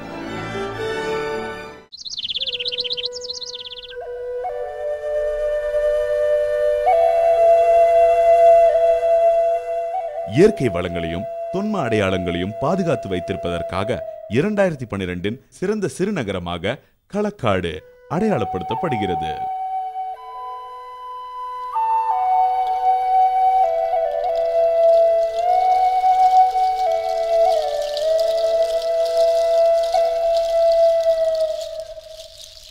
இரண்டாயிரத்தி 12ஆம் ஆண்டினுடைய சிறந்த மனிதர்கள் பற்றியும் சிறந்த இடங்கள் பற்றியும் சிறந்த பாடல், படம் இப்படின்னு பல்வேறு துறைகளில் சிறந்து விளங்கிய விஷயங்களை 2013ஆம் ஆண்டின் முதல் நாளில் பேசிக் கொண்டிருக்கிறோம். ஒரு சிறிய இடைவெளிக்கு பிறகு தொடரலாம். இதாச்சி masala Neeya Naana powered by Ran India TMT கம்பிகள், co presented by Butterfly power ஹா.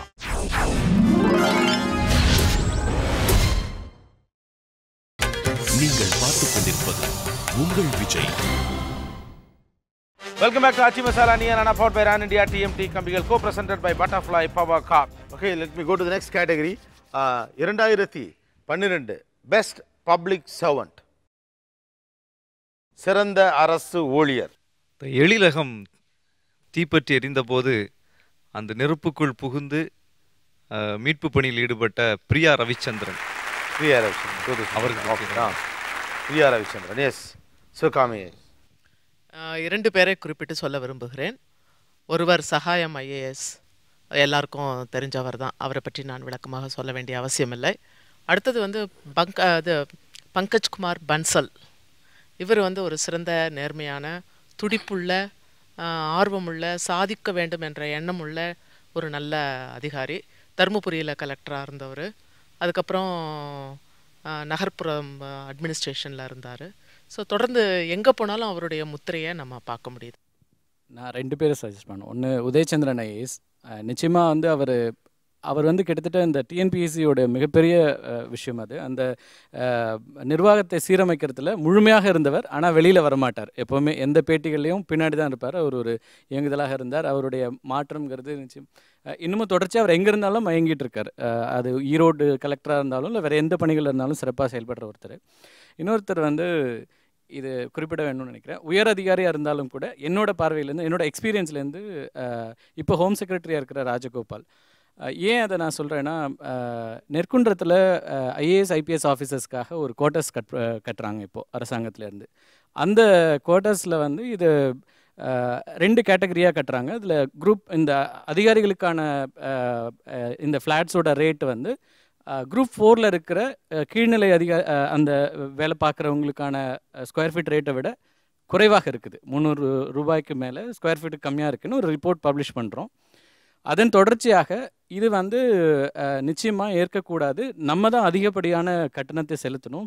நமக்கு கீழே இருக்கிற நம்ம ஒரு குரூப் 4 லெவலில் இருக்கிற ஊழியர்கள் அதிகமாக கட்டணம் செலுத்துவதும் அல்லது ஒரு மார்க்கெட் ரேட்டுக்கு ஈக்குவலான ஒரு ரேட்டை கொடுக்கணும் அப்படிங்கிற அந்த எண்ணத்தோட அவர் தன்னிச்சையாக 10 லட்சம் ரூபாய் செக்கை வந்து இந்த ஹவுசிங் போர்டுக்கு அவரே செக் அனுப்பிச்சிருக்காரு. இதுவும் அவர் சொல்லி வெளியில் வரல, நாங்கள் இன்னொரு ரிப்போர்ட் மூலமாக வெளியில் வந்த ஒரு செய்தி தான். அந்த நேர்மைக்காக நான் வந்து அவர் ஒரு சிறந்த அதிகாரி. பெஸ்ட் பப்ளிக் சர்வன்ட், சிறந்த அரசு அதிகாரி 2012. அவர் மின்துறை பொறியாளர் சா காந்தி அப்படின்னு. அவர் வந்து இப்போ ரிட்டையர்ட் ஆகிட்டாரு. ஆனாலும் கூட அவர் ஃபுல் டைம் ஒரு அரசு அதிகாரி மாதிரி ஒர்க் பண்ணிகிட்ருக்காரு. குறிப்பாக நம்ம எல்லோரும் நினச்சிட்டு இருக்கிற அந்த மின்சாரத்தை பற்றின மின்சார பிரச்சனையை பற்றின விரிவான ஒரு பார்வை அவருக்கு ஒருத்தருக்கு தான் இருக்குது. I would like to suggest mister PWC Devidar. Okay. அவர் வந்து கார்ப்பரேஷனில் இருக்கும்போதும் நல்லா ஒர்க் பண்ணிட்டு இருந்தாங்க. இப்போ ஹையர் எஜுகேஷனில் வந்து 62 கவர்மெண்ட் காலேஜஸில் வந்து எந்த மாதிரி ஒரு புது இனோவேஷன், இப்போ நந்தனம் ஆர்ட்ஸ் காலேஜ் இந்த மாதிரி எல்லா ஆர்ட்ஸ் காலேஜஸும் வந்து அதனோட இதே வந்து இறங்கி தரம் வந்து ரொம்ப குறைந்ததை வந்து எப்படி இது பண்ணலாம் அப்படின்னு பண்ணும்போது அவங்க அந்த டிபார்ட்மெண்ட்லேருந்து இன்னொரு டிபார்ட்மெண்ட்டுக்கு மாற்றப்பட்டார். வந்து ஐஏஎஸ் அதிகாரி உதயச்சந்திரன் பேரை ப்ரப்போஸ் பண்ணோன்னு அவரை ஒரு பத்திரிகையாளராக நான் பல வருடங்களாக பார்த்துட்ருக்கேன். எந்த இடத்துல இருந்தாலுமே அவர் ரொம்ப நேர்மையான ஒரு அறிவார்த்தமான செயல்பாடோடு இருக்கார். கடந்த வருடத்தில் டிஎன்பிஎஸ்சியில் அவர் கொண்டு வந்த மாற்றங்கள்லாம் உண்மையிலேயே ரொம்ப எந்த அதிகாரியாலையும் கொண்டு வர முடியாத மாற்றங்கள் தான். அதனால் உதயச்சந்திரன் ஐஏஎஸ் என்னுடைய சாய்ஸ். 2012 சிறந்த அரசு ஊழியர். அரசு ஊழியர்களின் பால் மக்கள் வைத்திருக்கும் நம்பிக்கையை மீட்டெடுத்ததற்காகவும் துறை வாரியான சீர்திருத்தத்திற்காகவும் 2012 சிறந்த அரசு அதிகாரியாக உதயச்சந்திரன் ஐஏஎஸ் அடையாளப்படுத்தப்படுகிறார். விஜய் தொலைக்காட்சியில் இந்த வருடத்திற்கான பெஸ்ட் பப்ளிக் சர்வெண்ட் சிறந்த அரசு ஊழியர் என்ற தலைப்பின் கீழ் என்னை தேர்ந்தெடுத்தது குறித்து அறிந்த பொழுது மிக்க மகிழ்ச்சி. தனிப்பட்ட நபரை தேர்வு செய்வது என்பது ஒரு பக்கம் இருந்தாலும் இதுபோன்ற தேர்வுகள் அனைத்துமே அரசு ஊழியர்கள் சமூகத்திற்கு ஆற்ற வேண்டிய கடமைகள் குறித்து நினைவுபடுத்தலாகவே நான் நின்று கொள்கிறேன். குறிப்பாக தமிழ்நாடு அரசு பணியாளர் தேர்வாணையத்தில் கடந்த ஓராண்டாக நடைபெற்ற அல்லது கொண்டு வரப்பட்ட மாற்றங்களுக்கு சீர்திருத்தங்களுக்கு கொடுக்கப்பட்ட அங்கீகாரமாகவே இதை நான் நினைக்கிறேன். ராஜமுருகன், 2012 சிறந்த பத்திரிகை ஓவியர் இல்லஸ்ட்ரேட்டர் ஆசிஃப் கான். ஓகே, பேர் யார்? கலாட்டூன் பண்ணுற ஆசிஃப் கான் தான். ஏன்னா தர்மபுரி வழக்கு அந்த எரிப்பு சம்மந்தமாக அவர் போட்ட அந்த கார்ட்டூன் வெளியே ரொம்ப நல்லா இருந்தது. எனக்கு தினமணியில் இருக்கிற மதியோட கார்ட்டூன்ஸ் ரொம்ப பிடிக்கும். ஓகே, நான் வந்து ஓவியர் ரோஹிணியை வந்து குறிப்பிட விரும்புகிறேன். அவங்க ஒரு முக்கியமான ஓவியர். அவங்க உயிர்மை பத்திரிகையில் வந்து பல முக்கியமான கதைகளுக்கு அவங்க ஓவியம் பண்ணியிருக்காங்க. ரொம்ப நுட்பமான ரொம்ப நல்ல கதையை பற்றின ஒரு நல்ல அழகான புரிதலோடு அவங்க ஓவியங்கள் பண்ணியிருக்காங்க. அவங்கள குறிப்பிட விரும்புகிறேன். ஓகே, ஓவியர் சந்துருவோடது பிடிக்கும். சந்துரு ஏன்னா கதைக்குள்ளே கதை இருக்கும், இன்னொரு பரிமாணம் இருக்கும், ஆழமாக போய்கிட்டே இருக்கும். ஓகே, எனக்கு பிடிச்சது இளையராஜா. ஏன்னா இப்போ தற்போதைக்கு ஈவன் பொங்கல் சிறப்பிதழ் கூட வரைகிறாரு. எனக்கு ரொம்ப பிடிச்ச விஷயம் வந்து மிகச்சிறந்த ஓவியர்கள் அகில உலகில் பார்த்திங்கன்னா அந்த ஒளியை வந்து எப்படி காமிக்கிறாங்களோ அதை பொறுத்து அந்த உருவங்கள் வந்து பொலிவு வரும். அந்த ஒளியை வந்து சும்மா சாதாரண தூரிகையிலே இவ்வளோ அழகாக செய்ய முடியுங்கிறத முதல்ல பதிவு செஞ்சுருக்காரு. அதனால் இளையராஜாவை பண்ணுறேன். கடற்கரை இந்த ஓவியர் கண்ணான்னு ஒருத்தர் இருக்கார். அவர் நம்ம ஏற்கனவே நல்லா பரிச்சயமான ஒரு ஆளை அவர் ஒரு காமெடியாக அந்த முகபாவனைகளோடு போடும்போது எனக்கு நிறைய தெரியும். நிறையா விஐபிகளோட நம்ம நேரடியாக அவங்களோட முகபாவனைகள்லாம் பார்ப்போம். இந்த கார்ட்டூனிஸ்ட் எப்பயுமே என்ன பண்ணுவாங்கன்னா அந்த முகபாவனைகளை தவறு விட்டுட்டு அந்த டயலாக் ஓரியண்டடாக அந்த தகவல்களை மட்டும் வச்சு படம் போட்டுருவாங்க. ஆனால் உண்மையாகவே இந்த கண்ணான்னு ஒரு ஆர்டிஸ்ட்டு அவர் வந்து எங்கேயும் ஆட்காலையெல்லாம் படிக்கலை, சுயமாக ஓவியம் கற்றுக்கிட்ட ஒரு ஆள். இப்போ நேற்று கூட அவருடைய ஓவிய கண்காட்சி நடந்தது, நான் போனேன். இவர் தானே இதெல்லாம் வரைகிறாரு அப்படிங்கிற மாதிரி ஒரு மாடர்ன் ஆர்ட்டு ஃபுல்லாக ஒரு போஸ்ட் மாடர்னிசம் ஆர்ட்டை ஃபுல்லாக வரைஞ்சி அவர் எல்கேவில் நேற்று 2 நாளாக ஷோ வச்சுருக்காரு. என்னடா இது இந்த பத்திரிக்கையில் பார்த்தா இப்படி வரைகிறாரு, ஜோக்குக்கு பணம் போடுறாரு, இங்கே இப்படி வரைகிறாரு அப்படிங்கன்னு என்னுடைய 2 கண்களுக்கும் ஒரு மாதிரியான ஷாக்கு. அவ்வளோ பெரிய ஒர்க் அவர் பண்ணுறாரு. ஓகே, பாஸ்கர் சக்தி சிறந்த ஓவியர், பத்திரிகை ஓவியர். ஆசிஃப் கான் தான். ரொம்ப அந்த ஸ்ட்ரோக் பார்த்தோன்னே ரொம்ப புதுசாக இருந்துச்சு. இது வரைக்கும் ரெகுலராக பார்த்துட்டு இருக்க மாதிரிலாம் வேறு மாதிரி இருந்தது. ரொம்ப சிறப்பாக வரைகிறாரு. அது தவிர இளையராஜன் ஒரு நண்பர் இருக்கார், அவருடைய ஓவியங்கள் எனக்கு ரொம்ப பிடிக்கும். ஒரு விதமாக ஒரு கொஞ்சம் பழைய காலத்து அந்த அழகு இருக்குல்ல, அது அவருடைய ஓவியங்களில் பெண்களை தான் அவர் அதிகமாக வரைகிறார். அந்த பாரம்பரிய உடைகளில் பாரம்பரியமான அந்த ப்ராப்பர்ட்டிஸோட ரொம்ப அழகுணர்ச்சியோட உள்ள ஓவியங்கள். இளையராஜாவும் ஆசிஃப் கான் தான். ஓகே, இஸ்லாமக்ஷன் சிறந்த பத்திரிகை ஓவியர். ட்ராட்ஸ்கி மருது. மருது தான் அந்த பத்திரிகை ஓவியங்கள்லேயே ஒரு பெரிய மாற்றத்தை ஏற்படுத்தின ஓவியர்.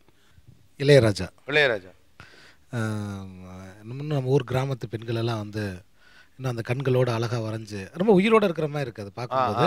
நானே பல சந்தர்ப்பங்களில் அங்கே இருக்கிற நண்பர்களுக்கு ஃபோன் பண்ணி இதை பற்றி ஸ்லாகிச்சு பேசியிருக்கேன். இளையராஜா எனக்கு பிடிக்கும். 2012 சிறந்த பத்திரிகை ஓவியர்.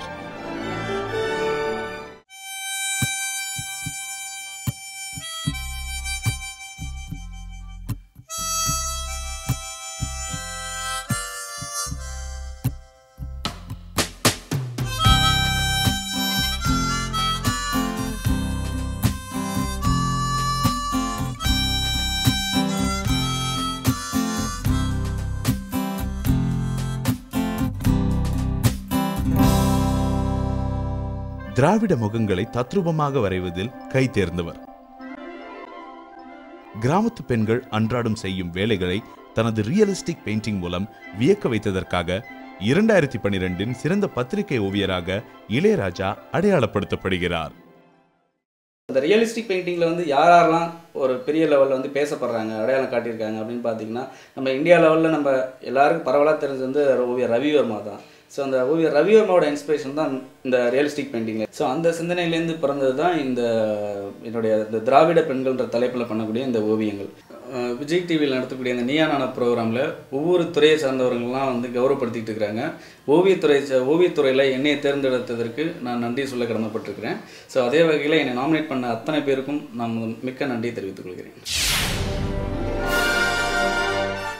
2012 சிறந்த பத்திரிகை ஓவியர்.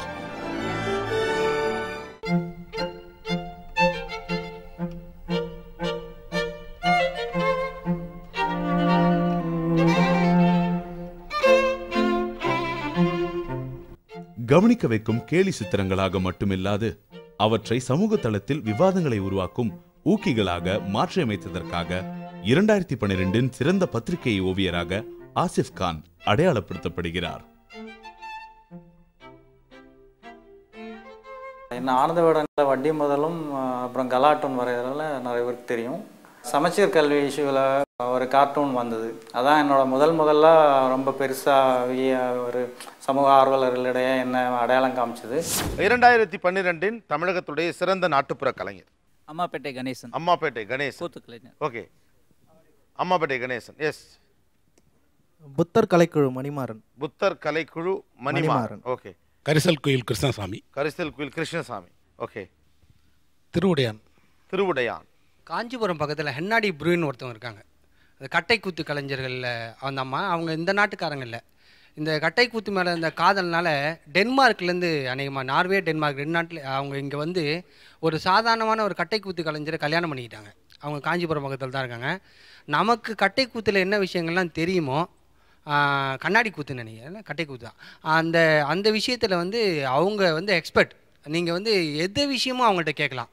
ஒரு தமிழில் வந்து இவ்வளோ பெரிய ஒரு நாட்டுப்புற கலைக்காக ஒரு பிற நாட்டிலிருந்து வந்து ஒரு பொண்ணு முழுக்க தன்னை அர்ப்பணிச்சிருக்கிறதுனால அவங்கள தான் நான் சொல்லுவேன். ஓகே, சிறந்த நாட்டுப்புற கலைஞர். ஒரு கூடுதல் தகவல், அவங்க குழந்தைகளை வச்சு, பள்ளி சிறுவர்களை வச்சு நாட்டுப்புற கலைக்காக, தெருக்கூத்துக்காக, கட்டைக்கூத்துக்காகவே ஒரு பள்ளி நடத்துகிறோம். ஓகே, சிறந்த நாட்டுப்புற கலைஞர் 2012. வேற யார்ட்டா இருக்கா ஆப்ஷன்? எஸ் கமலக்கண்ணன். அம்மாப்பேட்டை கணேசன். அம்மாப்பேட்டை கணேசன். 2012 சிறந்த நாட்டுப்புற கலைஞர்.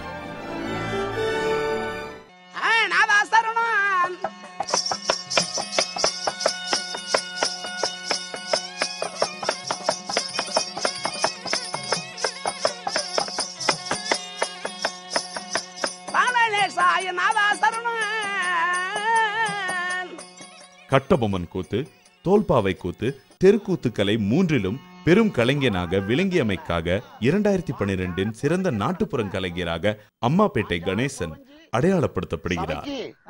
தர்பார் ஆகி வருகிறார். மகாஜனங்களே, அம்மா வரா, சத்தம் போடாத அமைதியா இருங்க.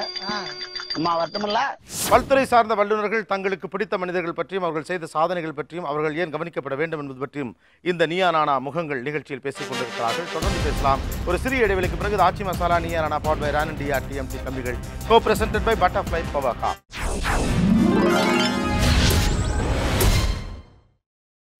நீங்கள் பார்த்துக் கொண்டிருப்பது உங்கள் Vijay. Welcome back to Aachi masala Neeya Naana powered by Ran India TMT கம்பிகள் co presented by Butterfly power கார். 2012ஆம் ஆண்டினுடைய சிறந்த சமூக விழிப்புணர்வு படம் எது? வழக்கு எண் பாலாஜி சக்திவேலு. வழக்கு எண் 18/9. ஓகே. நீர்ப்பறவை. நீர்ப்பறவை. ஒரே ஒரு விஷயம் சொல்லிடுறேன். ஒரு 20 ஆண்டு காலமாக தமிழ் சினிமாவில் தொடர்ந்து இஸ்லாமியர்கள்னால் தீவிரவாதிகள் அப்படிங்கிற சித்திரம் மட்டுமே தொடர்ந்து செய்யப்பட்டு வருது. முதல் முறையாக ஒரு முஸ்லீம்னா அவர் முஸ்லீமாக இருப்பார், சமூக நல்லிணக்கத்தோடு இருப்பார், மற்ற சமூகங்களுக்கு உதவி செய்யக்கூடியவராக இருப்பாருங்கிற ஒரு பாத்திரத்தை நேர்மையாக பதிவு செய்த சீனு ராமசாமியினுடைய நீர்ப்பறவை. நீர்ப்பறவை. நீர்ப்பறவை சமூக பொறுப்புள்ள படம். நீர்ப்பறவை. ஒரே ஒரு தகவல் மட்டும், இந்த காலகட்டத்தில் வந்து செய்த தப்பே ஒத்துக்காமல் இருக்கிற காலகட்டத்தில் தப்பு பண்ணலைன்னா கூட தப்பு பண்ணதுக்கு துணையாக இருந்தேன்னு சொல்லிட்டு அந்த முதல் கதாநாயகி பாத்திரம் வச்ச நீர்ப்பறவை என்னுடைய முதல் பெஸ்ட் ஃபிலிம். சிறந்த சமூக பொறுப்புள்ள படம், சமூக விழிப்புணர்வு படம். சாட்டை. சாட்டை 2012 சமூக விழிப்புணர்வு படம். பாலாஜி சக்திவேலுடைய வழக்கு எண். வழக்கு எண் 18/9. ஓகே. இந்த பக்கம் சங்ககிரி ராஜ்குமார்னு ஒருத்தர் வந்து வெங்காயம்னு அந்த படம் வந்து ரொம்ப முக்கியமா. பின்னால காயம்னு வந்தது. எஸ் கார்த்திக். சாட்டை தான் என்னோட சாட்டை முக்கியமான ஒரு படமா பார்க்குறேன். பாலாஜி சக்திவேல் வழக்கு எண். வழக்கு எண் 18/9. மதுபான கடை. மதுபான கடை.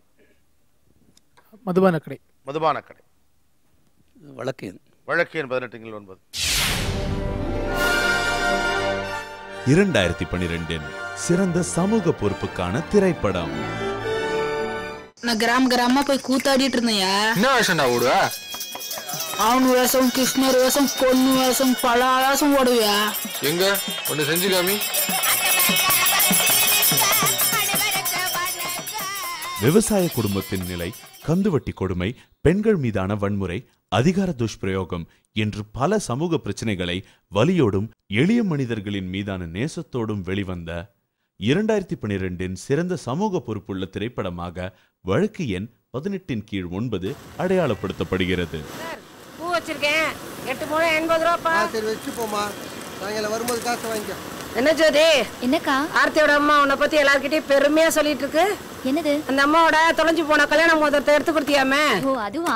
பெத்தா இந்த மாதிரி பெத்துக்கணும். எனக்கு தான் பிறந்திருக்குதுங்களே 2 சனியனுங்க. போய்க்கிற காசை கூட எடுத்துட்டு போயிடுதுங்க.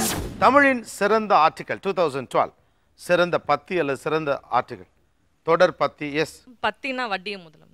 வட்டியும் முதலும். ஓகே. தொடர் பத்தி வட்டியும் முதலும். நக்கீரன்ல மனுஷபுத்திரன் எழுதுகிற எதிர்குறள். எதிர்குறள். ஓகே. எனக்கு பிடிச்சது வந்து வட்டி முதலும். பிகாஸ் அது வந்து நம்முடைய நேரட்டிவ் கல்ச்சரை சொல்கிறது. அதை தொடர்ந்து ஜூனியர் உள்ள வரக்கூடிய எனது இந்தியா. எனது இந்தியா. மாலே தீப்பொறிங்கிற இடதுசாரி பத்திரிகையில் சமீபத்தில் வந்த பெண்கள் பற்றி அவர் கட்டுரை சிறப்பாக இருந்தது. 6ஆம் திணையில் சாப்பாடை பற்றி ஒன்று எழுதியிருக்காங்க. இந்திய பாரம்பரிய டாக்டர் சிவராமன். அது நான் ரொம்ப விரும்பி படித்த ஒரு கட்டுரைகள். அதில் குறிப்பாக நாட்டுக்கோழியோட பயன்பாடை பற்றி ஒரு கட்டுரை எழுதியிருந்தார். அது ரொம்ப முக்கியமானது, உணவு வகையில் ரொம்ப முக்கியமானது. ஓகே. இஸ்லாமக்ஷன். புதிய தலைமுறையில் இறையன்பு எழுதுகிற போர் தொழில் பழகு அப்படிங்கிற போர் தொழில் பழகு அந்த பற்றி வந்து ஒரு முக்கியமான ஒரு பற்றி. நான் வரலாற்றை வந்து இப்போ நானும் ஒரு தொடராக எழுதுகிறேன். ஆனால் வரலாற்றில் அறியப்படாத வேற ஒரு உலகத்தை, இன்னும் சொல்லப்போனால் உலக தழுவிய ஒரு வரலாற்றை ரொம்ப எளிமையாகவும் நிறைய ஆதாரங்களோடையும் எழுதுகிறாரு. அது ஒரு நல்ல தொடர். ஓகே. கடற்கரை. திருநாவுக்கரசன் ஒருத்தர் ரொம்ப லேட்டாக எழுதுவார் ஒரு விஷயத்தை பற்றி. ஆனாலும் அவருடைய பத்தியிலே அவ்வளோ ஒரு மாதிரி உலகளாவிய பார்வை. அவர் வந்து ஜேஎன்யூவில் இருக்கார். காலச்சூடுங்கிற பத்திரிகையில் அவர் தொடர்ந்து 1 மாதம் இல்லை 2 மாதம் மாறி மாறி வருது அந்த கட்டுரை. ஆனால் தமிழில் மிக முக்கியமான ஒரு காலமிஸ்ட்டு, அரசியல் சார்ந்து அவர் இயங்கக்கூடிய ஒரு ரொம்ப நல்ல காலமிஸ்ட்டுன்னு நான் நினைக்கிறேன். ஓகே. ஆனால் ஃபேஸ்புக்கில் வந்து கௌதம சன்னா தொடர்ந்து எழுதிட்டே இருக்கார். குறிப்பாக இந்த தர்மபுரி சாதிய வன்முறை குறித்து தொடர்ந்து அன்றன்று வந்து நிறைய விஷயங்களை அது தொடர்பு படுத்தி தரவுகள் சார்ந்தும் விவாதம் சார்ந்தும் எழுதிட்டே இருக்காரு. இது எப்படி முக்கியத்துவம்னா, நம்ம செய்திகள் சார்ந்து அடுத்தடுத்த நாட்களுக்கு வேகமாக நகர்ந்து போயிடுறோம் செய்தி முக்கியத்துவம் சார்ந்து. ஆனால் சில இந்த மாதிரியான விஷயங்களில் நின்று நிலையாக வந்து தங்களுடைய கருத்துக்களை முன்வைக்கிறதுல கௌதம சன்னா தொடர்ந்து எழுதிட்டு வர்றாருன்னு நான் பார்க்குறேன். ஓகே, கடற்கரை அழகேச பாண்டியன் இருந்து நான் சொல்லிடலாம். ஓகே, நான் கட்டுரை குறிப்பிட விரும்புகிறேன். அது கொஞ்சம் நீளமான கட்டுரை. அவர் ஏற்கனவே குறிப்பிட்டார். கோவை சா காந்தி அவர்கள் எழுதிய மின் தட்டுப்பாடு பற்றிய சற்று மிக நீண்டமான கட்டுரை. அதுதான் எனக்கு இந்த வருடத்தில் மிக முக்கியமான கட்டுரையாக நான் நினைக்கிறேன். ஓகே, 2012 சிறந்த தொடர் பற்றி கார்த்திக். எனக்கு வட்டியும் முதலும் தான் ரொம்ப முக்கியமாக பார்க்குறேன். என்னென்னா, என்னை சுற்றி இருக்கிற பல பேர் அந்த தொடரில் வராங்க. ஆனால் இவங்களை இப்படியெல்லாம் பார்க்க முடியுமா, இந்த விதமாக பார்க்க முடியுமா, ஒவ்வொரு விஷயங்களையும் உள்வாங்கி அதை அழகாக கொடுக்குற விதம் இருக்குல்ல, அந்த நடை வந்து நிச்சயமாக எல்லாரையுமே ஈர்க்கக்கூடிய ஒரு நடை. சிறந்த தொடர் பற்றி 2012 வழக்குரைஞர் முருகவேல் அப்படின்னு எரியும் பணிக்காடு மொழிபெயர்த்தவர். அவர் வந்து கார்ப்பரேட் என்ஜிஓக்களும் புலிகள் காப்பகம்னு ஒரு கட்டுரை நாங்கள் பூவில் போட்டோம். குறிப்பாக சுற்றுச்சூழலுக்கு உள்ளே இருக்கிற அரசியல், புலிகள் காப்பகம்னா என்ன அப்படிங்கிறத பற்றின ஒரு அதிரடியான ஒரு கட்டுரை. ஓகே, நான் வந்து 2 பேர்களை குறிப்பிட விரும்புகிறேன். ஒருத்தர் வந்து உயிரோசையில் ஷானவாஸ்னு பேர், அவருடைய பேர். அவர் வந்து உணவு கலாச்சாரத்தை பற்றி அயல் பசிக்கிற பேரில் ஒரு தொடர் எழுதியிருக்கார். அது ஒரு முக்கியமான தொடர். 2வதாக வந்து தொடர்ச்சியாக எழுதி கொண்டிருக்கக்கூடிய அரசியல் கட்டுரை எழுதியிருக்கக்கூடிய முத்துகிருஷ்ணன். 2 பேருடைய பற்றி. ஓகே, வட்டி முதலும் தான் சிறந்த தொடர்னு நான் நினைக்கிறேன். எனக்கு ரொம்ப பிடிச்ச ஒரு தொடர். பர்சனலாக அதை படிக்கும்போது தீராமல் வந்துக்கிட்டே இருக்குது. நிறைய விஷயங்கள் நம்ம யோசிக்கிற மாதிரியே இருக்குது. அப்புறம் நானே ஒரு தொடர் எழுதணும்னா கூட இனி என்ன எழுதுறதுன்ற ஒரு பெருமைப்படுத்துகிற அளவுக்கு நிறைய ஒரு வெரைட்டியான ஆட்கள் எல்லாத்தையும் உள்ள கொண்டு வந்தாங்க. ஓகே, ராஜமுருகன். ஆக்சுவலாக இவங்க மட்டும் இல்லை, வெளியிலேருந்து நம்ம எடுக்கிற அந்த ஒப்பீனியன்லையும் வட்டி முதலும் தான் நிறைய பேர் சொல்லியிருக்காங்க. How to feel about it? அதுக்கு முக்கிய காரணம் வந்து விகடன்கிற பிளாட்ஃபார்ம் தான் நினைக்கிறேன். ஏன்னா நிறைய தொடர்கள் வருது, நிறைய சிறப்பாக எழுதுகிறாங்க. அது கொண்டு போய் ரீச் ஆகிற மக்கள் எவ்வளோ பேர் அப்படிங்கிறது தான் ரொம்ப முக்கியம். அப்புறம் இன்னொரு முக்கியமான விஷயம் வந்து இவர் சொன்ன மாதிரி சின்ன விஷயங்களை எழுதுறது. பெரிய விஷயங்களை எழுதுறதுக்கு நிறைய பேர் இருக்காங்க. நம்ம பார்க்குற ஆனால் கவனிக்காமல் போகிற ரொம்ப சின்ன சின்ன வாழ்க்கையோட விஷயங்கள் ஒன்று.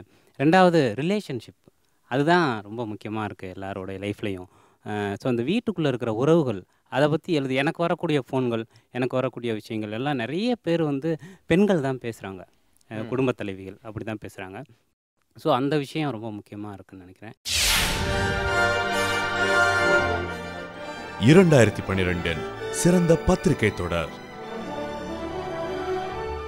மனிதர்களை யதார்த்தத்தோடும் சுவாரஸ்யத்தோடும் நுட்பமான உணர்வுகளோடும் எழுத்துக்களில் சித்தரித்தமைக்காக 2012 சிறந்த பத்திரிகை தொடராக ராஜமுருகன் எழுதிய வட்டியும் முதலும் அடையாளப்படுத்தப்படுகிறது. பல்துறை சார்ந்த வல்லுநர்கள் தங்களுக்கு பிடித்த மனிதர்கள் பற்றியும் அவர்கள் செய்த சாதனைகள் பற்றியும் அவர்கள் ஏன் கவனிக்கப்பட வேண்டும் என்பது பற்றியும் இந்த நீயா நானா முகங்கள் நிகழ்ச்சியில் பேசிக் கொண்டிருக்கிறார்கள். தொடர்ந்து பேசலாம். ஒரு சிறிய இடைவெளிக்கு பிறகு ஆச்சி masala Neeya Naana powered by Ran India TMT தம்பிகள், co presented by Butterfly power காப்.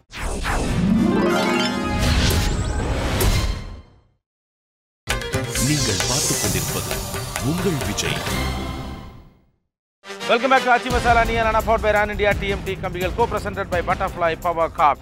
ஆக்சுவலாக நீயா நானா முகங்கள் அப்படிங்கிற நிகழ்ச்சியில் நீயா நானா நிகழ்ச்சியில் கலந்து கொண்ட சில முகங்களையும் ரெக்கக்னைஸ் பண்ணணும் அப்படின்னு ஆசைப்படுறோம். நிறைய பேர் வராங்க, நிறைய பேர் பேசுகிறாங்க. ஒவ்வொரு முறையும் இன்னும் சொல்லப்போனால் ஒரு வகையில் எங்களுக்கு பர்சனலாக சந்தோஷம். ஒரு விஷயத்தை கன்ஸ்ட்ரக்டிவாக எப்படி டிசைன் பண்ணி ப்ரெசென்ட் பண்ணினா அது போய் சேரும் அப்படிங்கிறத ஓரளவுக்கு ஊடக வழியாக நம்மளால் அவங்களுக்கு கனெக்ட் பண்ண முடிஞ்சிருக்குங்கிறது கொஞ்சம் சந்தோஷப்பட்டுக்கக்கூடிய விஷயமாகத்தான் நாங்களும் பார்க்குறோம். இந்த நிறைய பேர் பேசியிருந்தாலும் கூட இந்த நிறைய மக்களால் விரும்பப்பட்ட நீயா நானாவின் 3 சிறந்த பேச்சாளர்களை உங்கள் முன்னால் ஒரு அப்ரிசியேஷன் கொடுக்கணும் அப்படின்னு ஆசைப்படுறோம். 3 பேரையும் மேடைக்கு அன்போடு அழைக்கிறோம். வீராங்கனை அவர்கள், லெட்ஸ் வெல்கம். அண்ட் கௌதம் வாங்க. And then Kalapiran. அப்படியே மைக் கொடுங்க. இந்த நிகழ்ச்சியில் நீங்கள் பேசி முடிச்சுட்டு போனவருக்கு உங்களுக்கு எப்படி இருந்தது ரெஸ்பான்ஸ்? எல்லாரும் என்ன கூப்பிட்டு கேட்டாங்க? எங்கே போனாலும் ரெக்கக்னைஸ் பண்ணாங்க. பொதுவாக எங்கள் ஸ்பெஷல் பேரண்ட்ஸுக்கு ஒரு ரெக்கக்னேஷன் கிடச்சிது. அந்த பாவம் பண்ணிட்டீங்க அதனால தான் உங்களுக்கு இந்த பிள்ளை கிடச்சிது அந்த மாதிரி பேசுகிறதையோ, இல்லை இந்த மாதிரி பேரண்ட்ஸ் ஒரு வசதி வாய்ப்போடு இருக்கிறவங்களுக்கு உனக்கு ஒரு தெய்வ குழந்தை கிடச்சிருக்கு, அது காரணமாக தான் நீ இந்த நிலைமைக்கு வந்திருக்க. அந்த ஃபாதர் ஒரு 20-25 வருஷம் உழைப்பில் இந்த நிலைமைக்கு வந்திருப்பாங்க. அதை கணக்கு இல்லாமல் முகத்தில் அடித்த மாதிரி பேசுகிறது குறைஞ்சிருக்கு. அப்புறம் அந்த எங்கள் குழந்தைகளுக்கு லைஃப் இன்சூரன்ஸ் வேண்டாம், ஹெல்த் இன்சூரன்ஸ் கொடுக்கணுன்னு ஒரு கோரிக்கையை நாங்கள் பேரண்ட்ஸ் முன் வச்சுட்டு இருந்தோம். அதுக்கு ஒரு ஏற்பாடுகள் நடந்துகிட்ருக்கு. அது கூடிய சீக்கிரம் கிடைச்சிரும். Super, thank you, so nice. And Gautam, அதாவது ஏறக்குறைய வருஷத்துடைய கடைசியில் வந்து பேசி வருஷம் முழுக்க இருந்த எல்லா ரசிகர்களையும் தன் பக்கம் இழுத்துட்டார். பிகாஸ் அவர் செய்கிற வேலை அப்படி தான். என் அளவை தாண்டி எனக்கு பணம் வந்த பிறகு இது வேண்டான்னு முடிவெடுத்த கார்ப்பரேட் செக்டர் அப்படின்னு ஒரு துணிச்சலாக விவசாயத்தில் இறங்கியவர். என்ன ரெஸ்பான்ஸ் இருந்தது? ரொம்ப நல்ல ரெஸ்பான்ஸ். இன்ஃபேக்ட் இது பல பேரோட ஒத்த கருத்தை வந்து இங்கே சொல்கிறதுக்கான வாய்ப்பு எனக்கு கிடைச்சதே தவிர, இது கால்ஸ் பார்த்தீங்கன்னா இன்ஃபேக்ட் யூஎஸ்லேருந்து கால்ஸு, சிங்கப்பூர்லேருந்து கால்ஸு, இந்த மாதிரி இங்கே என்ன பண்ணுறதுன்னு தெரியாமல் மாட்டிகிட்டு இருக்கோம். இது ஒரு ஆப்ஷனாக தெரியுது. இது எங்கே யார் போய் காண்டாக்ட் பண்ணலான்னா நான் யார்கிட்டேருந்து இங்கே பேசுகிறதுக்கான விஷயங்கள் இன்புட்ஸ் வாங்கிட்டு வந்தீங்கன்னா அவங்களோட நம்பர்ஸ் கொடுத்து அவங்களுக்கு ரெஸ்பாண்ட் பண்ணுற மாதிரி. முக்கியமாக நிறைய பேர் கூப்பிட்டு சொல்கிற விஷயம் என்னென்னா, இந்த 2 விஷயம் சொல்கிறாங்க. இந்த மாற்று கருத்து, அதாவது ஜாஸ்தி பணங்கிறது ஒரு பிரச்சனை அப்படிங்கிறத நீங்கள் சொல்கிறது வந்து எங்கேயோ மனசுக்குள்ளே தோணிட்டு இருந்துச்சு. நீங்கள் சொன்னோன்னே அதை ஒத்துக்கிறதுக்கு ரொம்ப பிடிச்சிருக்கு அப்படிங்கிறது ஒன்று சொல்கிறாங்க. 2வது நுகர்வு அப்படிங்கிறத விட்டுட்டு இப்போ விழுங்குதல்னு ஆயிடுச்சு. கன்சியூமரிசம் ரொம்ப ஒரு பெரிய எக்ஸ்டென்ட்டுக்கு போயிட்டுருக்கு. என்ன தேவையோ அது கூட என்னென்னு உணர முடியாமல் எதெல்லாம் வாங்க முடியுமோ வாங்கிறதுக்கு ஒரு தகுதி இருக்குங்கிற காரணத்தாலேயே பொருட்களை வாங்கி குவிக்கிறது. இது நீங்கள் சொல்கிறது ரொம்ப சரியாக இருக்குது. அதையும் அவாய்ட் பண்ணுறதுக்கு இனிமேல் விரும்புகிறோம். இது எங்கேருந்து கற்றுக்கலாம், இன்னும் என்னென்ன பண்ணலாம் அப்படிங்கிறது நிறைய பேர் கேட்குறாங்க. ஸோ ரொம்ப சந்தோஷம். நம்பர் நிறைய பேர் எங்கள்கிட்ட கேட்குறாங்க. கலப்புரன், ஆக்சுவலாக நீங்கள் ஓஷோ படிக்கிறதும் உலக தத்துவங்கள் படிக்கிறதும் இதெல்லாம் ஒரு பக்கம் நடந்தாலும் கூட உங்களுடைய சொந்தக்காரர்களிடம் நீங்கள் பழகணும், அவங்களோட சேர்ந்து இருக்கணும். ஜாதியை நீ ஒழிக்க வேண்டும் என்ற ஒரு விஷயத்தை முன்வைக்கிறாய், ஒரு மாற்று சிந்தனையை முன்வைக்கிறாய், அல்லது நீ வந்து ஒரு புரட்சியாளனாக உன்னை முன்வைக்கணும் அப்படின்னு ஆசைப்பட்டா ஜாதியத்தை அதிகமாக புழங்கி கொண்டிருக்கக்கூடிய உறவுகளிடம் தான் நீ முதல்ல அதை பேசணும். அதை விட்டுவிட்டு இந்த உறவுக்காரங்க முழுக்க மோசம், நீ வெளியில் வரக்கூடாது, எங்கே நீ பேச வேண்டுமோ அங்கே நீ இருக்க வேண்டும்னு ஒரு சிந்தனையை இந்த சபையில் வச்சு எல்லாருடைய வாழ்த்துக்களையும் பெற்றார். உங்களுக்கு எப்படி இருந்தது ரெஸ்பான்ஸ், என்ன சொன்னாங்க? இந்த நியனால் நான் பேசின விஷயங்கள் ஏற்கனவே நான் சார்ந்திருக்கின்ற அமைப்புகளில் நான் விவாதிக்கிற விஷயம்தான். ஆனால் இங்கே வந்து பேசினதுக்கப்புறம் அது பெருவாரியான இளைஞர்கள்ட்ட போய் சேர்ந்துருக்கு அப்படிங்கிறது ரொம்ப சந்தோஷமாக இருந்துச்சு. நைட்டு போய் ஃபேஸ்புக் ஓப்பன் பண்ணால் ஒரு 100-150க்கு மேலே புது இளைஞர்கள் அவங்க ஃப்ரெண்ட் ரெக்வஸ்ட்டு அவ்வளவு சீக்கிரம் தேடுவாங்களாங்கிறலாம் எனக்கு தெரியாது. இன்றைக்கு வரைக்கும் புது நண்பர்கள் அதன் மூலமாக கிடச்சிக்கிட்டு தான் இருக்காங்க. அது ஒரு நல்ல முன்னேற்றமாகவும் இருந்துச்சு. இன்றைக்கும் கூட நீங்கள் பார்த்தீங்கன்னா என்னுடைய உறவுகள் அதை எப்படி எடுத்துப்பாங்கன்னு எனக்கு ஒரு பிரச்சனை இருந்துச்சு. ஆனால் இவ்வளவு லைட்டாக வந்து நம்முடைய உறவுகள் அதை எடுத்துப்பாங்க அப்படிங்கிறது எனக்கு அதுக்கப்புறம் தான் தெரிஞ்சுச்சு. ஏன்னா நான் பேசின விஷயம் ரொம்ப உறவுகளுக்குள்ள ஒரு சிக்கலான விஷயம். ஆனால் அவங்க எல்லாருமே நம்ம சொந்தக்காரங்களில் இவ்வளோ நல்லவங்க இருக்காங்களா அப்படிங்கிறது எனக்கு பேசினதுக்கு அப்புறம் தான் தெரிஞ்சு. அது ஒரு மிகப்பெரிய ப்ளஸ் பாயிண்ட்டாக இருந்துச்சு. Thank you, thanks lot. ஆக்சுவலாக இவங்களை மேடையில் ஏற்றுனதுக்கான காரணம் நீயா நானாவில் பேசுனது மூலமாக இவங்களாம் பாப்புலர் ஆகிட்டாங்க அப்படின்னு சொல்கிறதுக்காக கிடையாது. அவங்க பேசின நல்ல விஷயம் நீயா நானாவுக்கு பலனளித்தது. அவங்க கவனிக்கப்பட வேண்டிய மனிதர்கள், இவங்களையும் ஒரு ஹீரோஸாக பார்க்கணும். பிகாஸ் இவங்க எங்கே இருந்தாங்கன்னு தெரியல, பட் இவங்ககிட்டேருந்து வந்த விஷயத்தை அவ்வளோ பேருமே கவனித்தாங்க. ஆக்சுவலாக ஷோ நிற்கிறதுங்கிறது அந்த ஷோவில் பேசுகிறவங்களால தான். இங்கே இவங்களை நிறுத்தினது நீயா நானா பெரிய ஷோ, அதில் இவங்க பேசுனாங்கன்னு சொல்கிறதுக்குல இவங்களால நீயா நானா பெரிய ஷோவாக இருக்குது அப்படிங்கிற தேங்க்ஸ் சொல்லிக்கிறது தான். Just to recognise you and convey thanks you. Thanks lot. Thank you. And அதே மாதிரி நிறையா கெஸ்ட் பேசியிருக்காங்க ஷோஸில். நிறைய செலிப்ரிட்டிஸ் வந்து பேசியிருக்காங்க, மீடியாக்காரர்கள் எல்லாருமே பேசியிருக்காங்க. இதில் வந்து பொதுமக்களுடைய வாக்குகள் அப்படிங்கிறது சில கெஸ்ட்டுங்களுக்கு மேலே நிறையா விழுந்திருக்கு. 4-5 பேர் இருப்பாங்க அது கிட்டத்தட்ட. இவங்கெல்லாம் ரொம்ப நல்ல பெஸ்ட் கெஸ்ட் அப்படின்னு, மற்றவங்களும் நல்லா பேசியிருந்தாலும் கூட அதிகமான பேர் வாக்களித்தது அப்படின்னு பார்க்குறப்போ ஒன்று வந்து கடற்கரை அவர்கள். அவர் ஸ்கூலை பற்றி அவர் பேசின அந்த விஷயத்துக்கு வந்து ஒரு பெரிய ரெஸ்பான்ஸ் இருந்தது. அந்த நிறைய மேட்ருங்க, நிறைய எங்களுக்கு ரெஸ்பான்ஸ் உண்டு. இப்போ ஓட்டிங்லேயுமே கூட கடற்கரையுடைய நேமை பரிந்துரைச்சிருக்காங்க. அப்புறம் எஃப்டிஐ பற்றி அழகேச பாண்டியன் பேசியதற்காக அவருக்கு அதிகமான வாக்குகள்.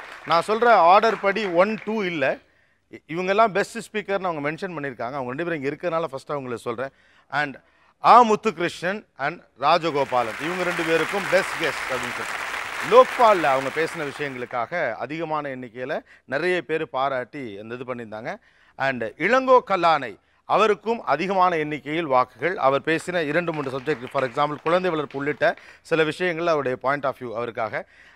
அண்ட் டாக்டர் மோகன் சைக்கலாஜிக்கலாக ஒரு விஷயத்தை அப்ரோச் பண்ணுறது, ஆந்த்ரோபாலஜிக்கலாக ஒரு விஷயத்தை அப்ரோச் பண்ணுறது, டீட்டெயில்டாக ஒரு விஷயத்தை சொல்கிறதுல ரொம்ப கன்ஸ்ட்ரக்டிவாக இருக்கார் அப்படின்னு அவரை பற்றி கமெண்ட் பண்ணியிருக்காங்க. ஒரு விஷயத்தை அதை நிறைய பேர் நிறைய விஷயங்களை கவனிக்காமல் இருக்கும், அல்லது வெகுஜனமாக எல்லாராலையும் கவனிக்கப்படக்கூடியவங்கன்னு ஒரு கட்டம் இருக்குது. பட் அதை தாண்டி கவனிக்க முடியாத ஒரு சிறுநகரத்தை யாரும் பெருசாக கவனிக்கிறது இல்லை. ஸோ அதனால் இது எல்லாவற்றையும் சொல்லணும். இந்த சாதாரண விஷயம் கிடையாது. இவங்கெல்லாம் எவ்வளோ ஒர்க் பண்ணுறாங்க. சிறந்த அரசு பள்ளிக்கூடம் யாருமே கண்டுக்கிறது கிடையாது. அரசு பள்ளிக்கூடங்களை தொடர்ந்து விமர்சிக்கிறோம். மறுபக்கம் சிறந்த அரசு பள்ளிக்கூடம், ஒரு மிகப்பெரிய பிரைவேட் பள்ளிக்கூடம், என்னெல்லாம் விளம்பரம் பண்ணுமோ அதை விட பல விஷயத்தை உண்மையாகவே நடத்திட்டு இருக்கிற அரசு பள்ளிக்கூடங்கள் இருக்குது. சிறந்த நாவல். அந்த நீ இன்னும் சொல்ல போனோம்னா வெகுஜன மக்களுக்கு பின்னால் உட்காந்துருக்க இந்த இளம் தலைமுறை பிள்ளைகளுக்கெல்லாம் இந்த நாவல் யார் எழுதுனது அப்படிங்கிறது தெரிய வாய்ப்பில்லை. மேபி 4 பேர் அதை தேடி படிக்கலாம். That's a whole idea. 2 gift. ஒன்று வந்து தன்னுடைய பாயிண்ட் ஆஃப் வியூவை கிளியராக சொன்னதும், அவர் சில இடங்களில் சொன்னது மூலமாக மேபி நிறைய பேருக்கு தோணும் அந்த இடத்த நம்ம தேடி போகணும் அப்படின்னு தோணக்கூடிய அளவுக்கு சில இடங்கள் அவர் பரிந்துரைத்ததும், சில மனிதர்களை பரிந்துரைத்ததும் ரொம்பவே that's a whole idea of the show, அந்த purpose of the show. Thiru S Ramakrishnan அவர்களுக்கு அந்த பரிசை கொடுக்கணும் அப்படின்னு ஆசைப்படுறோம். திருச்சி மங்கள் அண்ட் மங்கள் வழங்கும் கிஃப்ட் வவுச்சர் கொடுங்க. Thank you sir, thanks a lot. All the very best, best wishes. And இன்னொருத்தர் எல்லா விஷயம் பற்றியும் அவருக்கு இருக்கிற தீவிரமான ஞானம். ஒரு ஒரு ஒரு இளம் வயதில் வந்து ஒரு ஒரு ஒரு பத்திரிகையாளன் ஒரு பயணி போல திரியணும் அப்படிம்பாங்க. அந்த மாதிரி எல்லா இடமும் அவர் களக்காடு ஊரை சொன்ன விதமும் இருக்கலாம். அவர் பேருக்கு ஏற்ற மாதிரி அப்படியே கடற்கரை முழுக்க நடப்பாராட்டிருக்கு. வாங்க கடற்கரை. திருச்சி சிங்கப்பூர் ஹார்ட்வேர்ஸ் வழங்கும் ஒரு கலர் டிவி பரிசு.